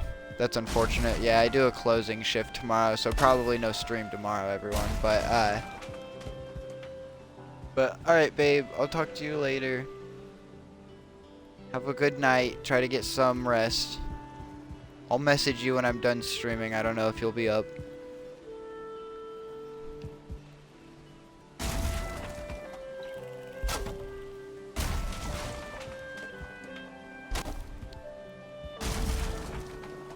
But yeah, this is coming along, everyone. I know we're just moving the framework up one, but it's coming along. There's not really much more of a vision, but it's coming along. I kind of want like open-fronted like platforms. That's the only real vision I have, and like have the backs covered, but probably not the sides. But then like, I just don't know. I don't know. We're figuring it out. We're gonna go sleep though because it's getting dark. And we don't have the lanterns to be able to just place around yet. We, let's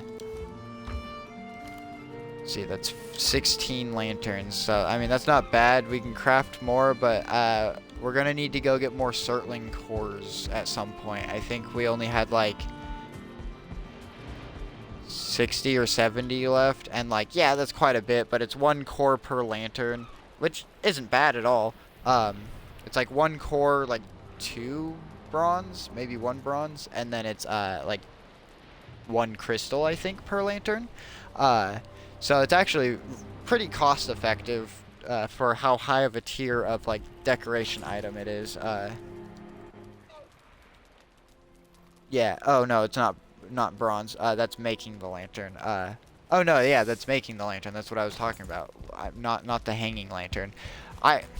Wow. Okay. All right. Thank you, brain. Thank you. This is the version of it that I was talking about. Crafting. It does take 2 bronze, 1 Surtling core, and then 1 crystal. See, sometimes I can remember things, but then I can't remember like more important things than that in my life, and it's just like, what is wrong with my brain? Also, you know, Valheim, of course you'd rain on me when I'm trying to do wooden structure building.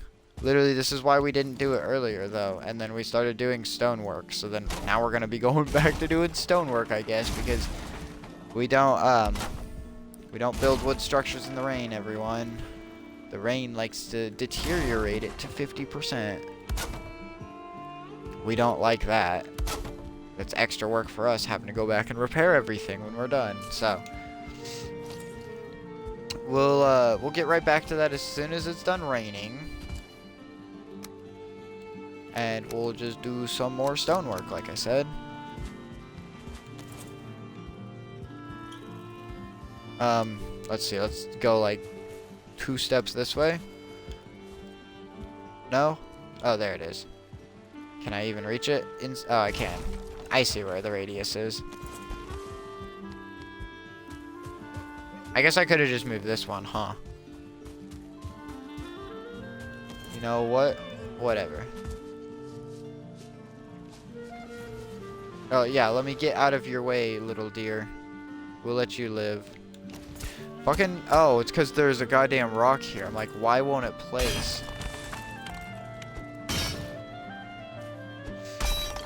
Oops. Okay. There we go. You know, everyone, that makes sense. No, it really doesn't. It doesn't. Why can't I place it on the rock? It's okay. Okay, yeah, so we're gonna smack this ground back. We love to smack the ground. And then we'll get the retainer wall built. Because if you can't tell, I have a problem and I like retainer walls in the town. Which is those big walls like holding the dirt back. technically, like, air quotes around it, like we're pretending it's actually holding the dirt back. That's why retainer walls are built in real life. And that is actually what they're called. So if you look up retainer wall, you'll see what I mean. Like, they do it for like little gardens and stuff sometimes, or like in people's yards, or to like level out the ground so you have like a level ground if it's like elevated from something, like exactly like I'm doing here. Sometimes I know what I'm talking about. Only sometimes, though. Like, don't let me fool you if I ever say, like, yeah, I know what I'm doing. No, I don't. I really don't. Oh, I had the right snap point. Amazing.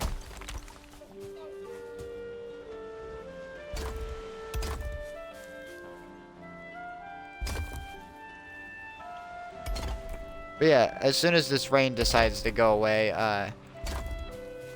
we'll get right back to the portal platforms. We just got started on it, like, good golly.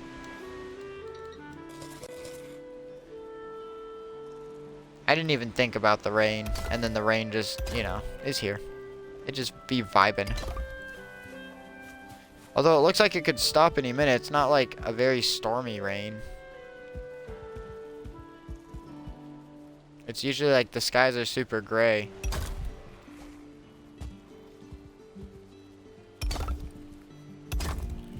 I mean, it's kind of a vibe, honestly. Like, rain while there's sunlight, I like it. Makes me think of like an early summer rain or something like that.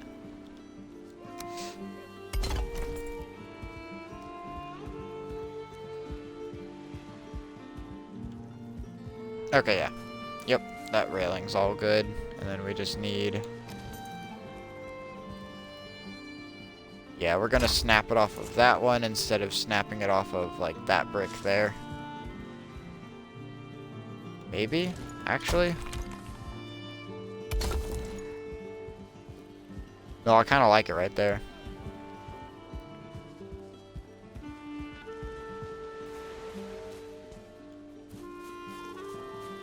Alrighty. Let's go and fill out this corner. Boom, corner filled. Souls retrieved. Me when I activate my gravesite on this game. It's how I feel sometimes. Like, playing this game with a pure experience is just, like, actually crazy. Like, if you're doing it solo. As a group, I could totally see it. Which is why I also don't play, like, Conan or, like, Ark or anything with, like, the pure experience. Because I usually play by myself. So I want it, like, not just, like, sort of boosted. Not, like, insanely boosted. But, like, pretty crazily boosted. Like, Ark, I'd play with, like... If I was playing with people, we'd do, like, 2 or 3 times resource. But on Conan, I do like 10 times resource gain because I don't got time to collect all that shit. But like, or Ark even solo, I do like 10 times. I don't know. I've put so many hours into Ark though. I am curious to see how Ark Survival Ascended turns out, which is the second Ark. It looks a lot nicer already, so like, if they can actually fix some of the bugs that they never fixed with the first game, I'll be happy and I would actually play it. I could sink another 500 hours into Ark. Or I guess Ark 2. Ark Survival Ascended. Not like I ever called it Ark Survival Evolved unless I was like telling someone about it that didn't know what Ark was.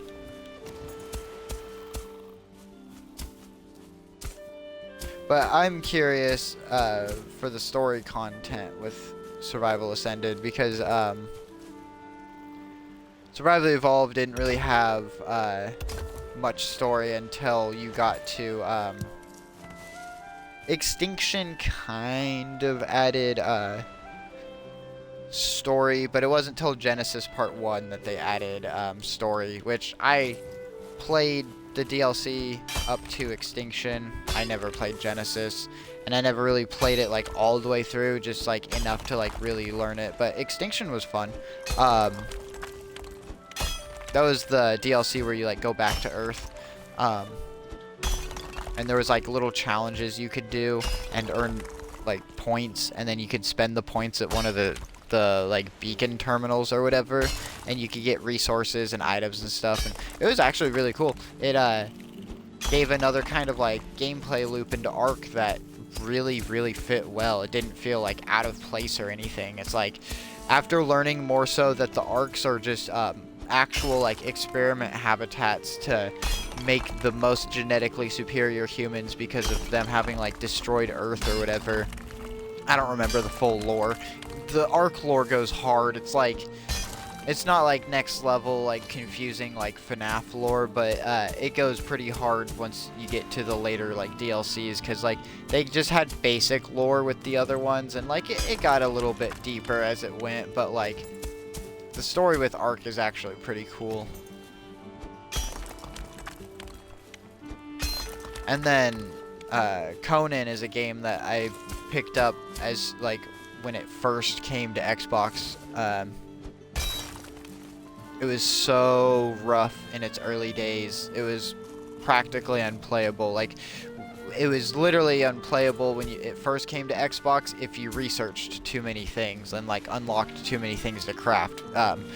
It would just bog down the game. You also couldn't go very far on the map, otherwise like your game would just start bogging down super bad. Which that's nothing, like how it currently runs is so much better, but like not saying anything of like how it currently is, just like when it very first came to Xbox and was early access, like oof, it was rough.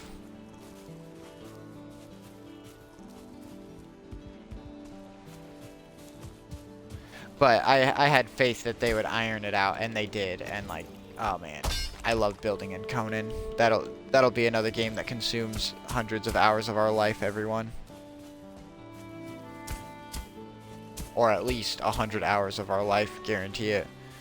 I mean, Valheim here, I don't know how many hours we're at now, but I think it's at least consumed like 80 hours of my life for just this playthrough.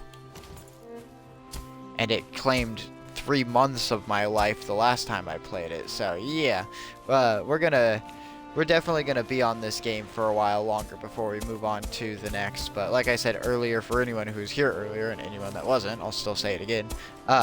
7 Days to Die console version or console edition will be our next one we play. If I could do the PC version, I totally would. I've played it. My PC can barely run it, so there's absolutely no way I could stream it. But I've played the updated content, and it's like, ah, damn it, I wish we had this on console. The Fun Pimps are trying. They're getting it updated. I need to look into it again, because it's been a while since I've looked into the info on it. I check in on the game every now and again just to see updates and whatnot. Sometime last year, we got a stabilization update for the game, which was good. It fixed a couple bugs that we were dealing with. I don't remember exactly what, but I had read over the changelog. And it was like, ooh, that's exciting. They're also trying to get it like prepared for when they are able to update it, because when they do update it, like they have a lot to update. They had updated the graphics and like lighting engine on PC. They've added so much content since like where it was at on console, or where it's still at on console versus like when the PC version split off, because Alpha 15 is the last like full version that we got on Xbox. Alpha 16 I'm pretty sure was going to be the power update and all of that with turrets and all the new traps and cool things. We got the like light version of it with working and I say light as in like not like a light bulb, but just the light version of the update or whatever, just some features, because we got drawbridges in the very last content update we ever got for console so far. For 7 Days to Die, we got the drawbridges, we got working lights, and oh, they added something else.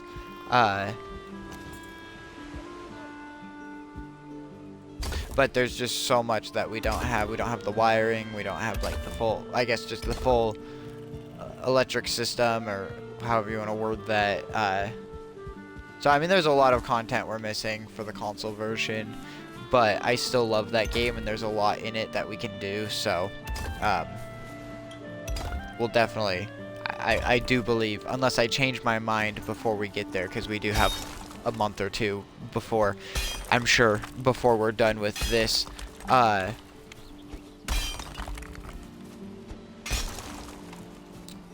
But, you know, I'm not locking myself into anything. That's just the most likely option so far.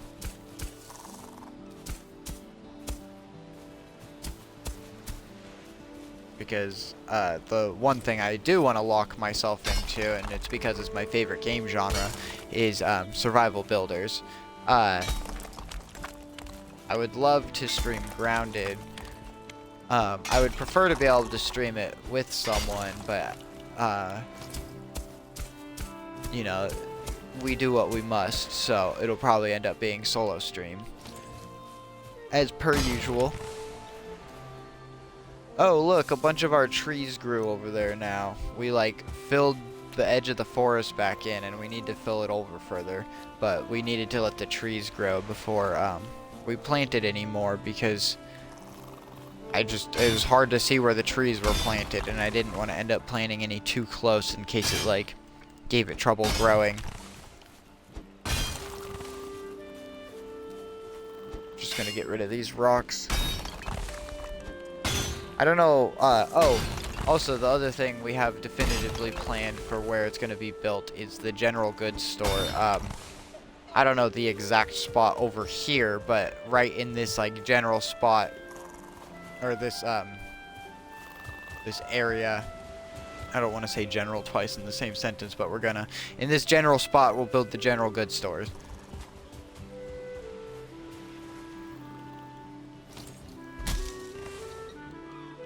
And that'll be for, like, the workbench and all of its upgrades, and then we'll just, like, display miscellaneous objects and stuff in it. Animal hides and stuff, even. Just literally for these times what a general goods might provide. Maybe even a little bit of, like, ration options or whatever. I don't know what. I guess the jerky would be the closest thing to, like, rations that we have in Valheim. I'd have to look over all the food to see what else could be considered, like, rations.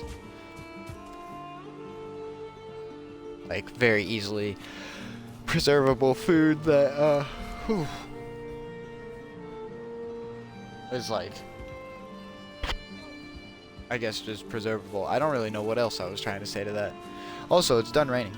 Let's put this stone up and then get back to building on the stone platform. How long has it not been raining, everyone? I hope not for long. I mean, I'm not wet, so it's been at least longer than 2 minutes. Whoopsie. I'm an airhead.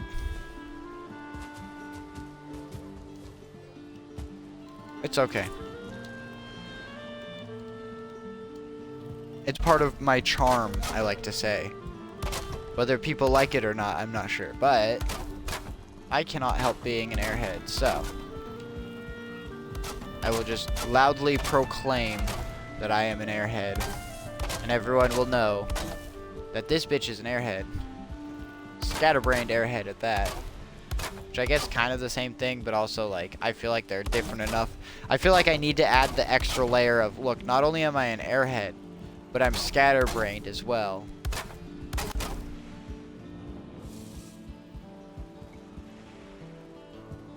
And then the indecisive is just mostly for our building. Well, no, it's with doing stuff too. Sometimes I'm just like, yeah, let's go do this. And then we're starting to do it. I'm like, actually, no, let's not do this. Let's do something else, everyone. And then it's just like, I don't know. I can be really indecisive at times. Let's go repair the hammer real quick, because we're going to be, like, deep into this building, and then, like, our hammer breaks, and so we can just run into the dining hall real quick, because this is our temporary workstation. It's not going to stay.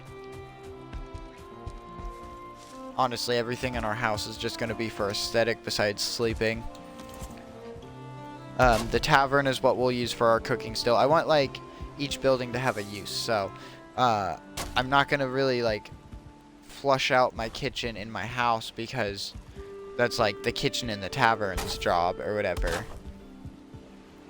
It's for the cooking and all the storage of that stuff. And just, like, I'm not going to do a storage room in my house like I would normally do because we've got the warehouse.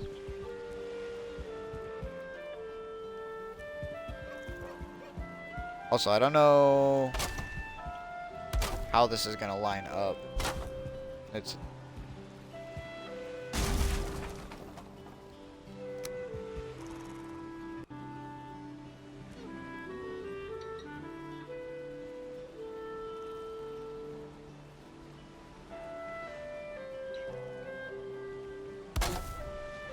yeah, no.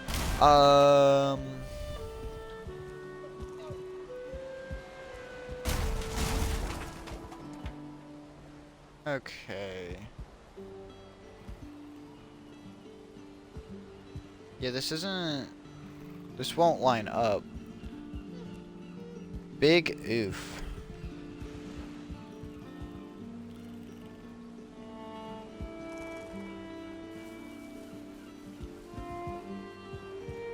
So, let's see. Let's remove these.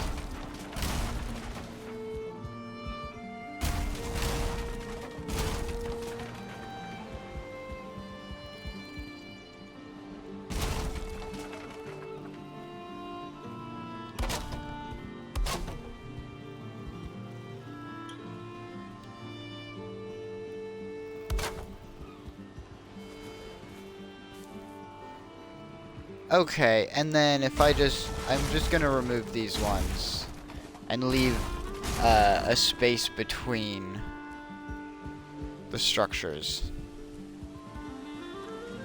If that doesn't make sense, it will in a moment, I promise. I'll have some visuals for the words.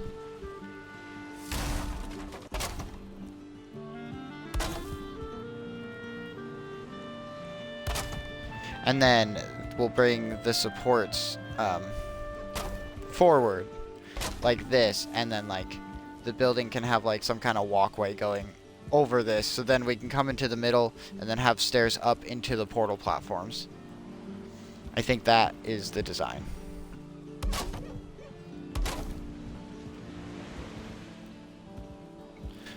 Also, I am so sorry, everyone. I have to step away for just a moment. I need to use the bathroom, so we're going to run up to the tavern, and then I'm going to do that. And I'm going to... Oh, no, I have a full cup of water right here. Never mind. I was going to say, and I'm going to top off my water while I'm up, too. But never mind. I was ready. I forgot that I try to have 2 cups of water ready whenever I stream. I get the big thirst, and I also don't like to interrupt stream as much as possible, but bodily functions have to happen, everyone, so I will be right back. Thank you for bearing with me.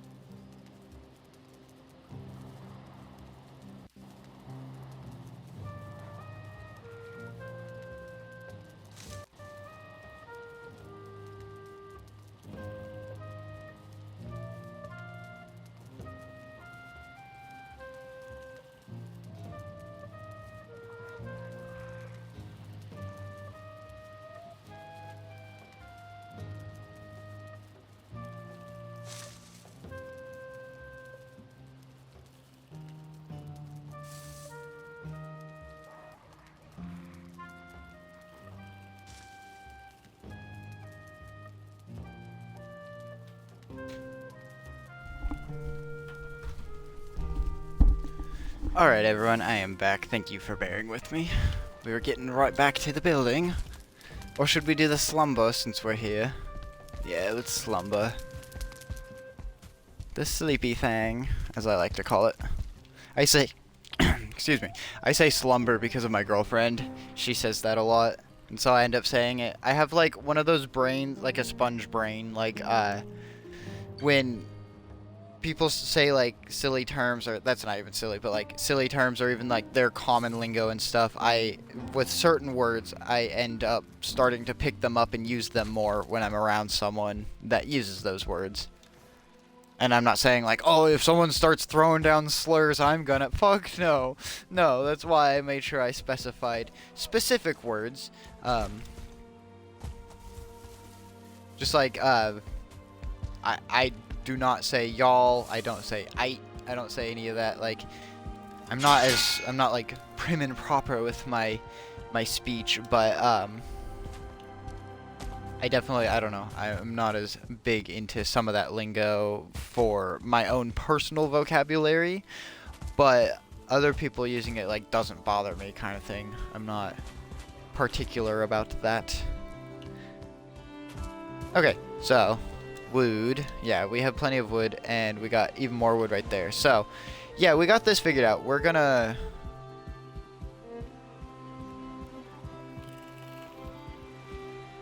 So then, the diagonals. Okay, yeah. Oh, no. No. It's not what we want. It's the absolute last thing we want.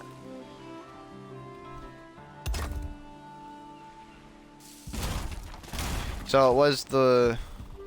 Yeah, okay. So we're gonna remove these.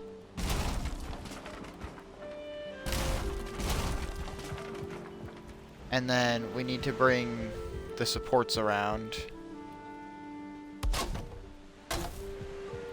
And then angle with 2 more. Yeah, because then that matches the design. Put that there, grab that, and then we'll bring this forward. And then from here, we can, oh, hold on, sorry.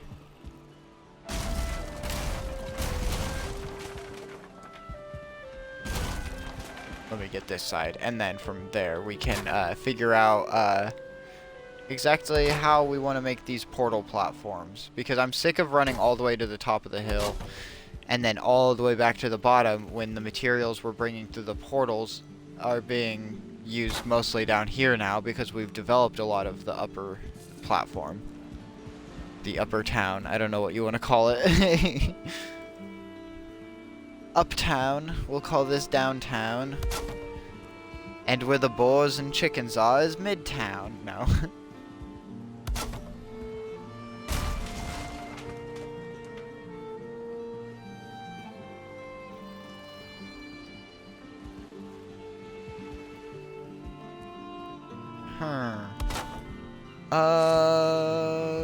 Yeah, so not sure about this. Really uncertain. Yeah, maybe we'll do something more like this. It'll end up with like a diamond shape almost, so that's kind of cool. But like a flat bottom instead of a pointed bottom. We just use half beams. Clips a little bit, but like, what's a little clipping, everyone, right? And then like that. I mean, that works. Oh, that support beam right there doesn't work. We'll move that, but like... Nope, game... oh, that's why, because I don't know how to play this. I was pressing the wrong bumper. I was trying to punch my view back in.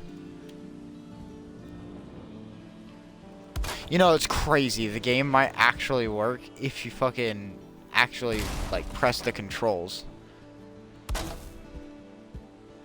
Now, let's go ahead and put it back how it was. The, like, snap point between the two. I like that.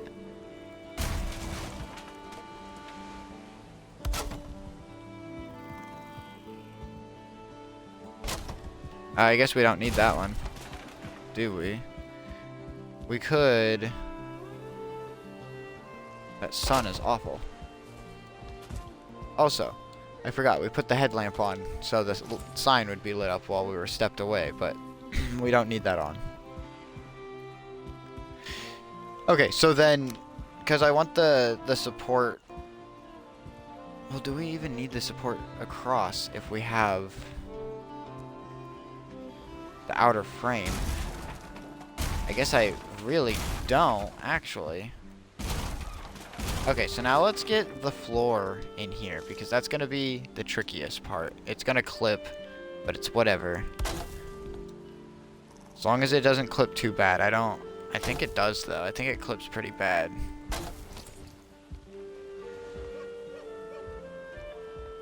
Can we live with that, everyone? That's the real question. I don't know if we can.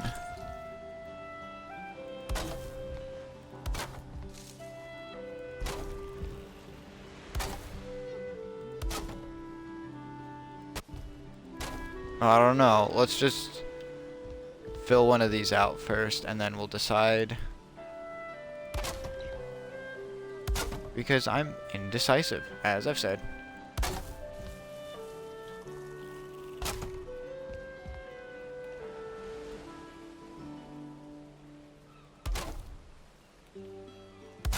But also being a perfectionist does make me quite indecisive.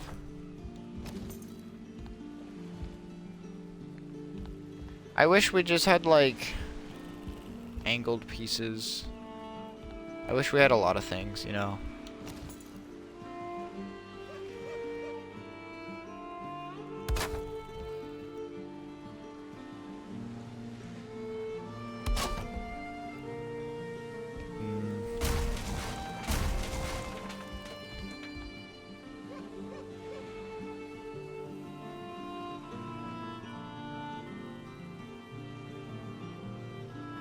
Oh, here, okay. Yeah. Maybe onto the floor? Yeah, I can get on the floor. There we go. I think the beam was just slightly too high. Okay, so let's put that there. Just temporarily. We gotta get a snap point.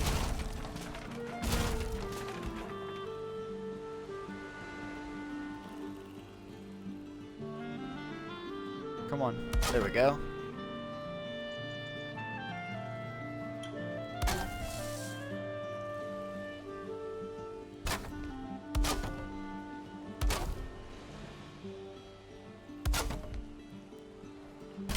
No. I forgot. We were gonna snap it too.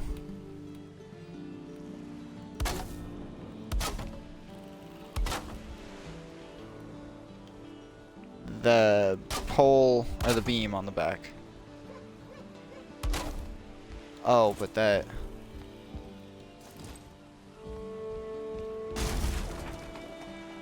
Okay, okay, okay. It's okay, it's okay.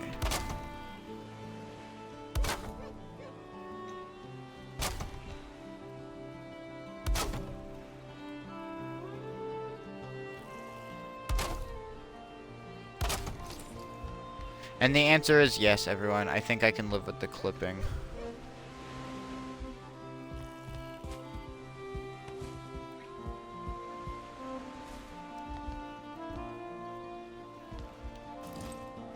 I'm just imagining a design currently. So let me grab... We could fit a portal here. So obviously one on the other side. And then I think... Yeah, with a portal here... we might only be able to fit 3 portals per platform.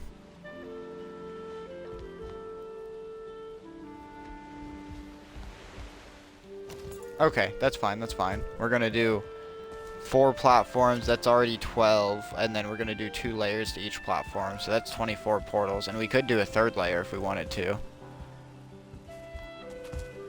I think I'm gonna go grab some core wood for the supports. The vertical supports, so the ones running up and down.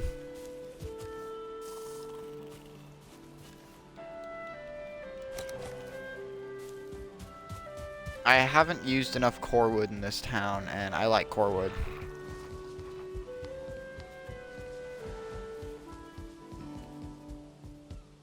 Oh, hey. Consume the food. You silly.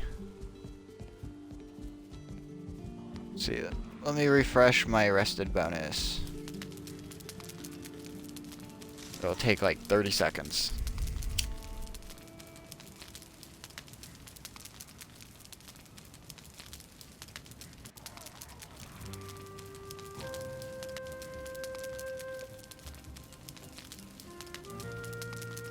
There we go. I think it's like exactly 30 seconds.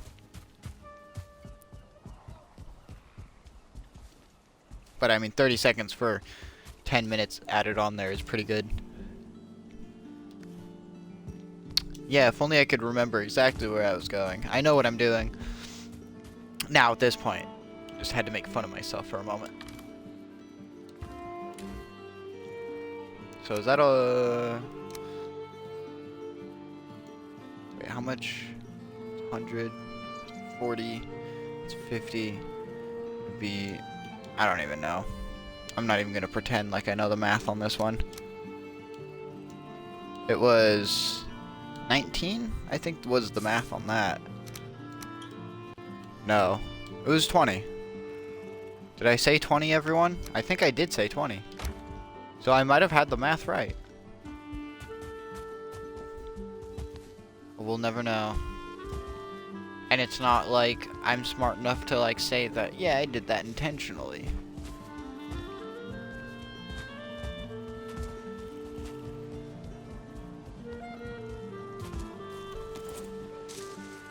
Do do do do do do.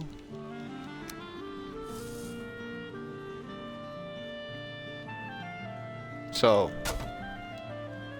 it looks like I can aim at the pole. Excellent.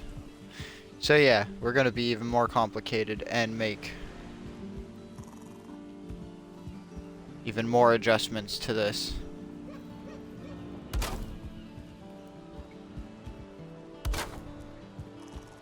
Because indecision. That's why.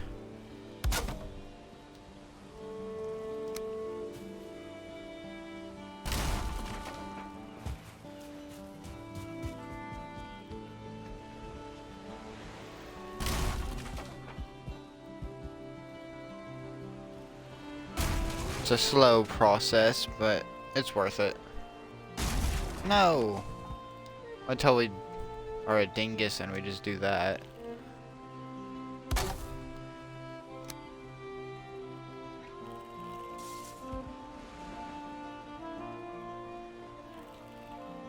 Oh.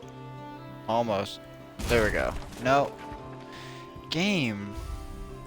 I know there's another way to do this, but I'm stubborn.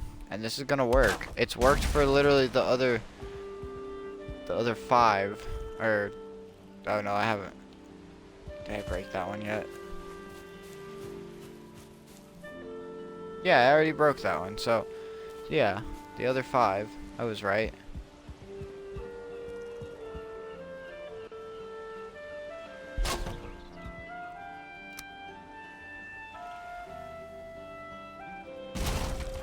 But why is it highlighting? We're all seeing what I'm seeing, right, everyone? Like, it was highlighting the wooden pole, not the core wood. So that's core wood being highlighted. It's wooden pole being highlighted. Explain. Explain. All right, fine. We'll do this the technically easy way, but this is what I mean about the special kind of lazy. All I had to do was place a little piece down there, and then I can literally just boom, just do that. But no, everyone, no. I had to do it the way I did it with the other 5. Because I'm stubborn.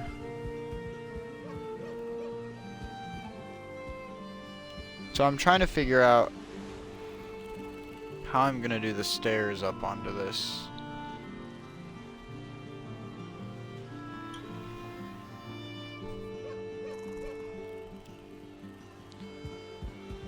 Because there's gonna be like your little walkway through here, and then I figured the stairs could be attached on the front here.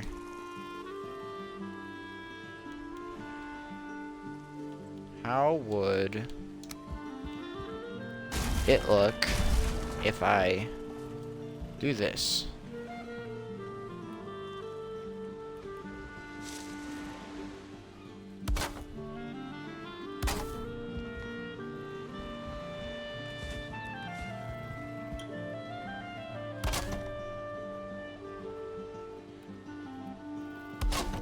Okay, and then let's try placing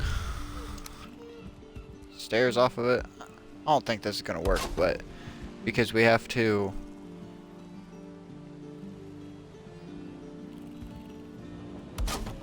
yeah, it won't fit. Okay. And we're not doing oh wait, we have spiral staircases. I keep forgetting.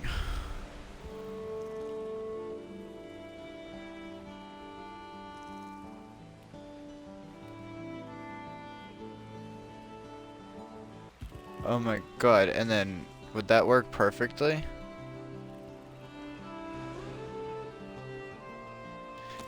The spiral staircases might just be it, everyone. We've got to grab a couple things. But first we gotta replace.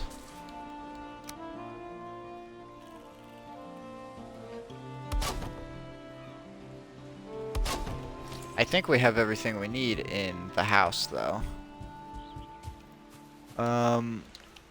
Is this just wood? Yeah, let's build a chest.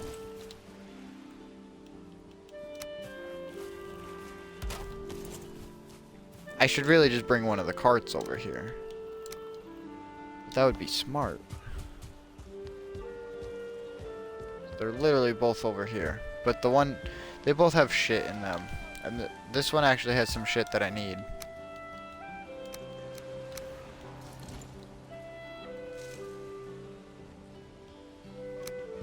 And then I'll go grab the black forge, which is literally just chilling in my house, since it's what I need for the lanterns, the hanging lanterns, and to craft the lanterns themselves.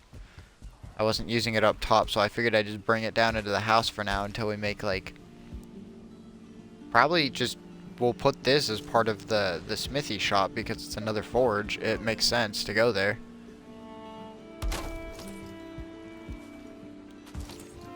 Okay, so I am so curious,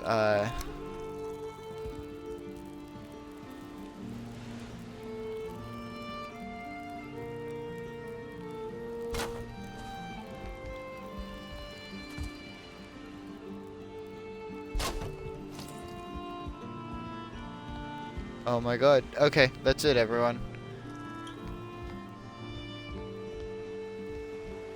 And I don't even have to remove that support beam, but I'm gonna. Because it looks better. I'm just like, I was struggling with the stairs, and I'm just like, what do I do? And then my brain was like, hey, spiral staircases are a thing. Remember, you ran into this earlier. Literally was gonna design it into my house, and then I forgot until last minute, and I had like the ladders going up to the top of my tower, and then I was just like, oh yeah, there's spiral staircases. I meant to do that in the house, so yeah, you know, just a little special.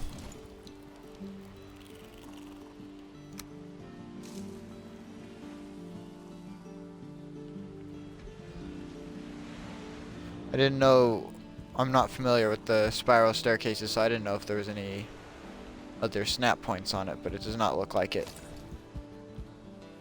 Besides that, like, the top edges and the bottom edges. Okay, everyone, sorry, we're getting distracted. I think you're aware that that happens by now.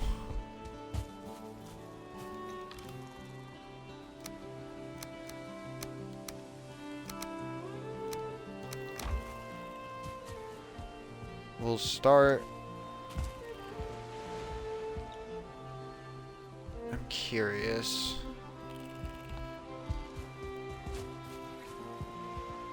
I don't think that would work on both sides though. Hold on. Hold on everyone, I'm sorry. I'm getting stuff in place so I can explain the thoughts that are going through my brain. I want to see if I can add more spiral staircases on it, pretty much. Give the long and the short of, or however you'd say that.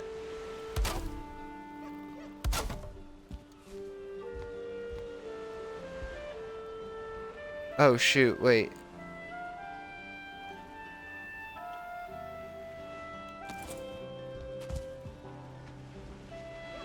But it's still gonna be in the way because... Oh man.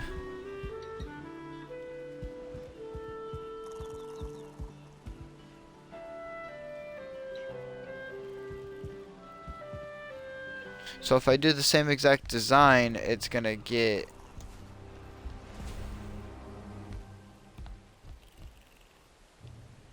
It'll block the path through here. And it wouldn't work because of how they'd clip. Dang it.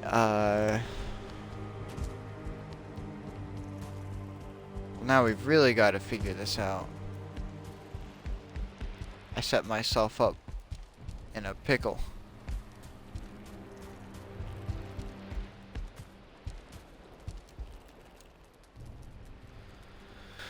Well, let's see.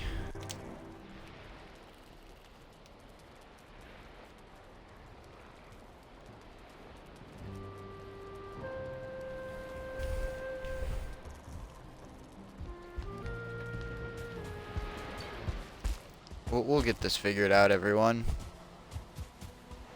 We are innovative.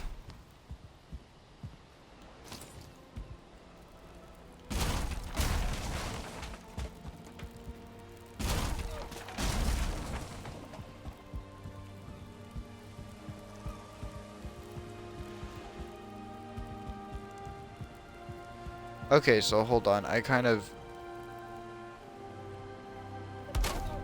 need to get this in.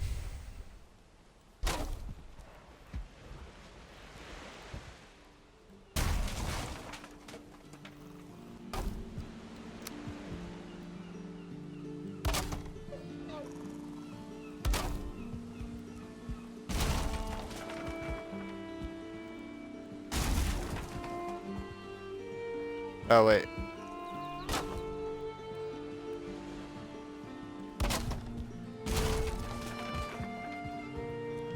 I don't think this will work either, but we gotta try something. Also, hold on. I'm trying to get to a point where we can try it. I just need it like enough same on both sides so I can really see.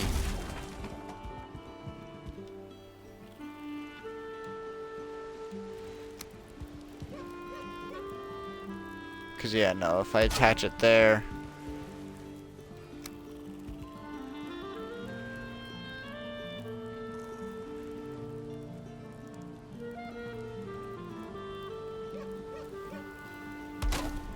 See, it would work for going up, but like,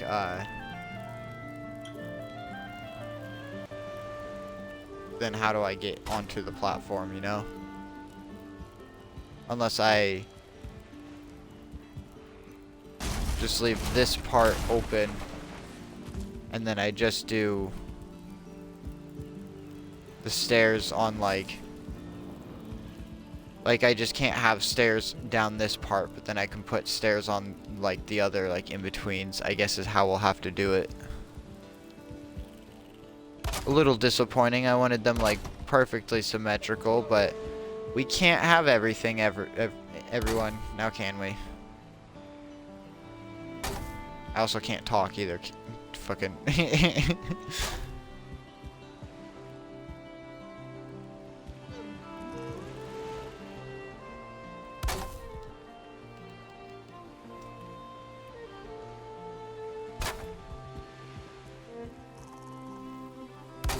Okay.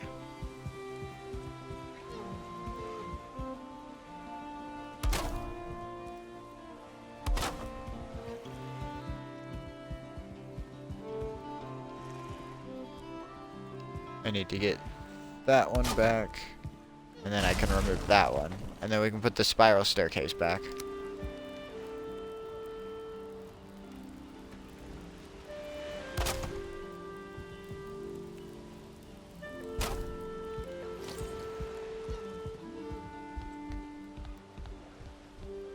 You know, that kind of works, because then we can do, we could put a portal here, and then we could fit a portal here, and then we would be able to fit 2 portals on this wall. So then we can fit even more portals per platform than we had originally planned, so it works out.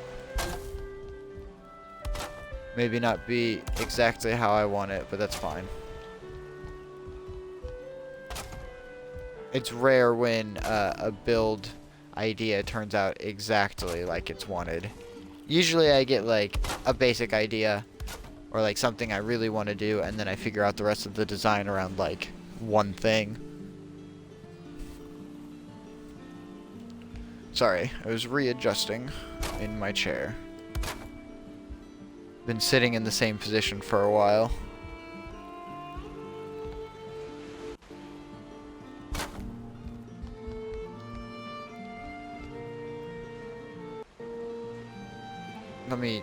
I'm being a dingus. Let me change the snap point. Makes my life easier.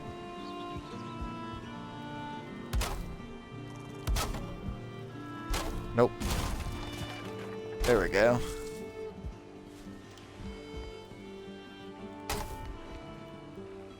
Fortunately, the floor is not complicated, so. Oh. I don't think I have any regular wood in here. Nope. It's okay. We've got the oodles, canoodles, and toaster strudels of wood.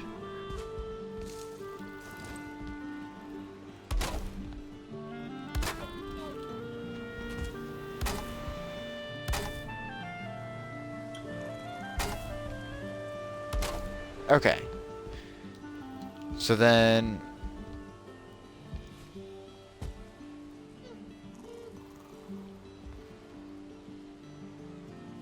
Oh, that's right. That's how I did this. So we placed that off of there. And also we can remove this. That's why I was getting confused. That one doesn't stay. That was from the original design, when I didn't know what the hell I was doing. As if I really know what the hell I'm doing now.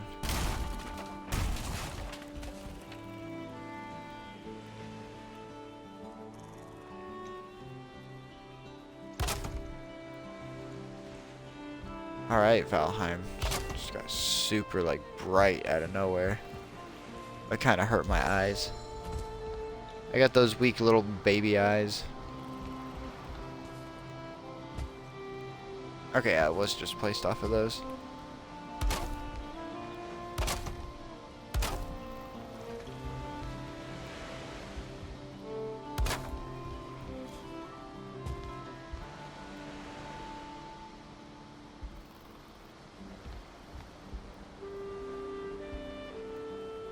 Hold up, what?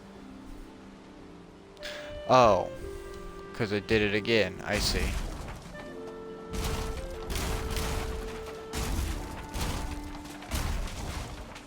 I placed it off of the beam. That's what I did.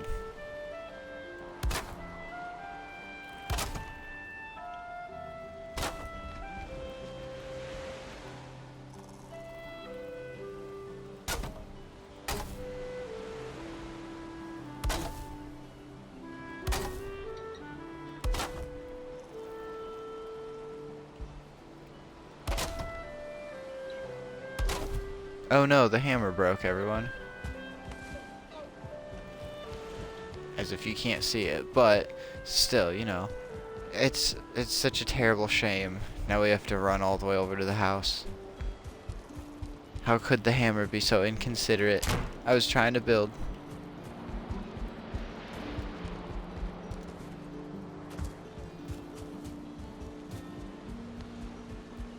Oh, okay.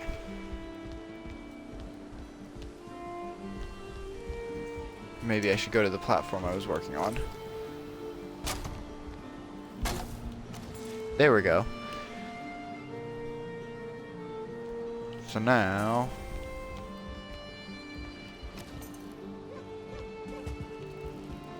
Oh, well no. I have to grab the other ones anyway. Real special kid right here, everyone.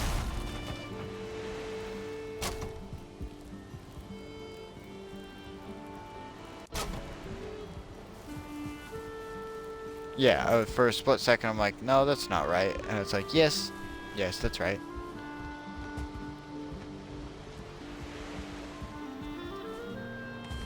Okay, before I proceed building any more, I need to figure out where the stairs are gonna go to get up to the second floor.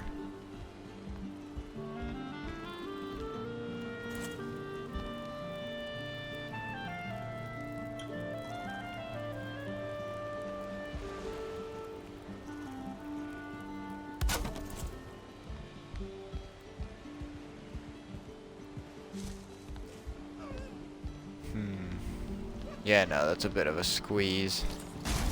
Figured I'd try.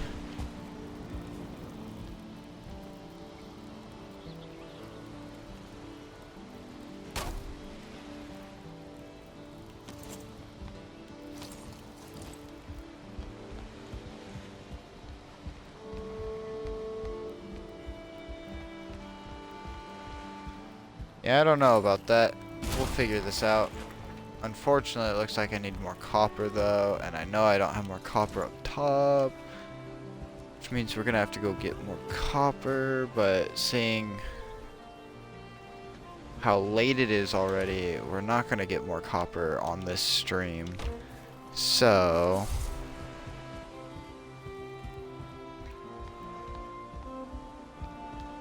let's figure out...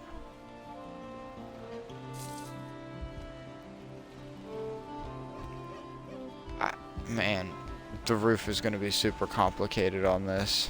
I don't know why I did this to myself. We'll save that for next time. You know, I think we're going to get wrapped up here, everyone. Let's get a couple things put up and collected.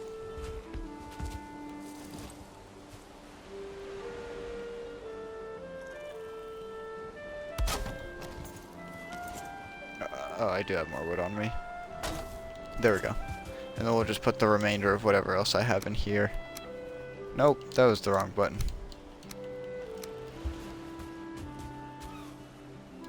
We'll go stock up on food.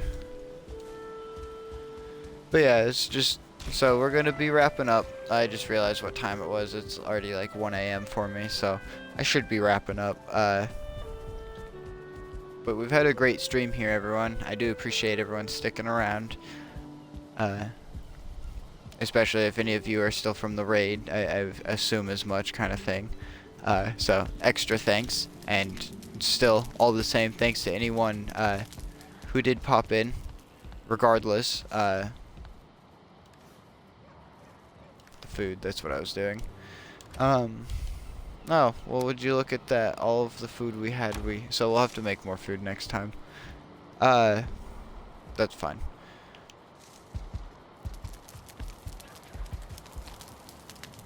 Okay, so back to what I was saying. So yeah, thank you everyone for watching. I do appreciate it. Any amount of engagement is appreciated, genuinely. Sorry, my brain is not working. If you're not following already and you like the stream and you want to see more content, be sure to drop a follow. If not, totally understand. All the same, thanks for stopping in. If you do like the content and I'm not currently streaming and you want to see more, I do have a VOD channel It's LRG VODs. It's also the first link on my my Twitch channel here. And if you like everything in general, I also have a YouTube main where I just make a variety of gaming videos and just other videos that aren't even related to gaming. And then with all that, I also have a Discord server if you want to join there. I don't really not much really happens on there besides my Twitch notifications and all of that.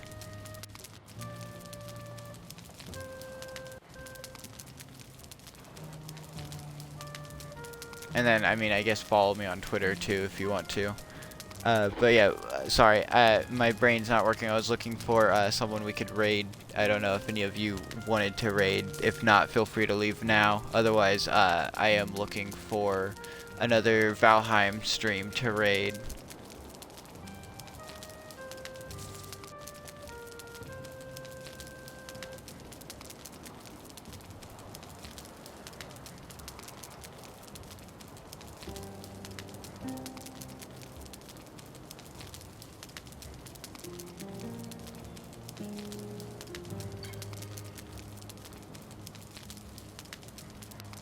Sorry everyone, we're still looking.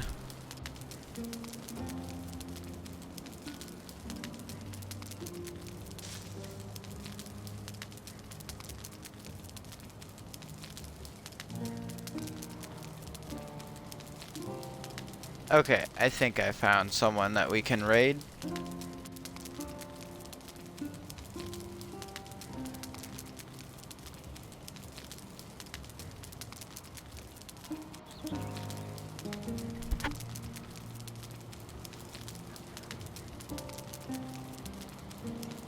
Okay, we're starting the raid, everyone.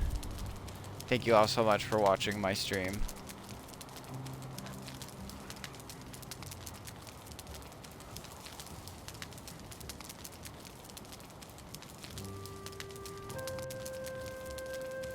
Okay, the raid's going.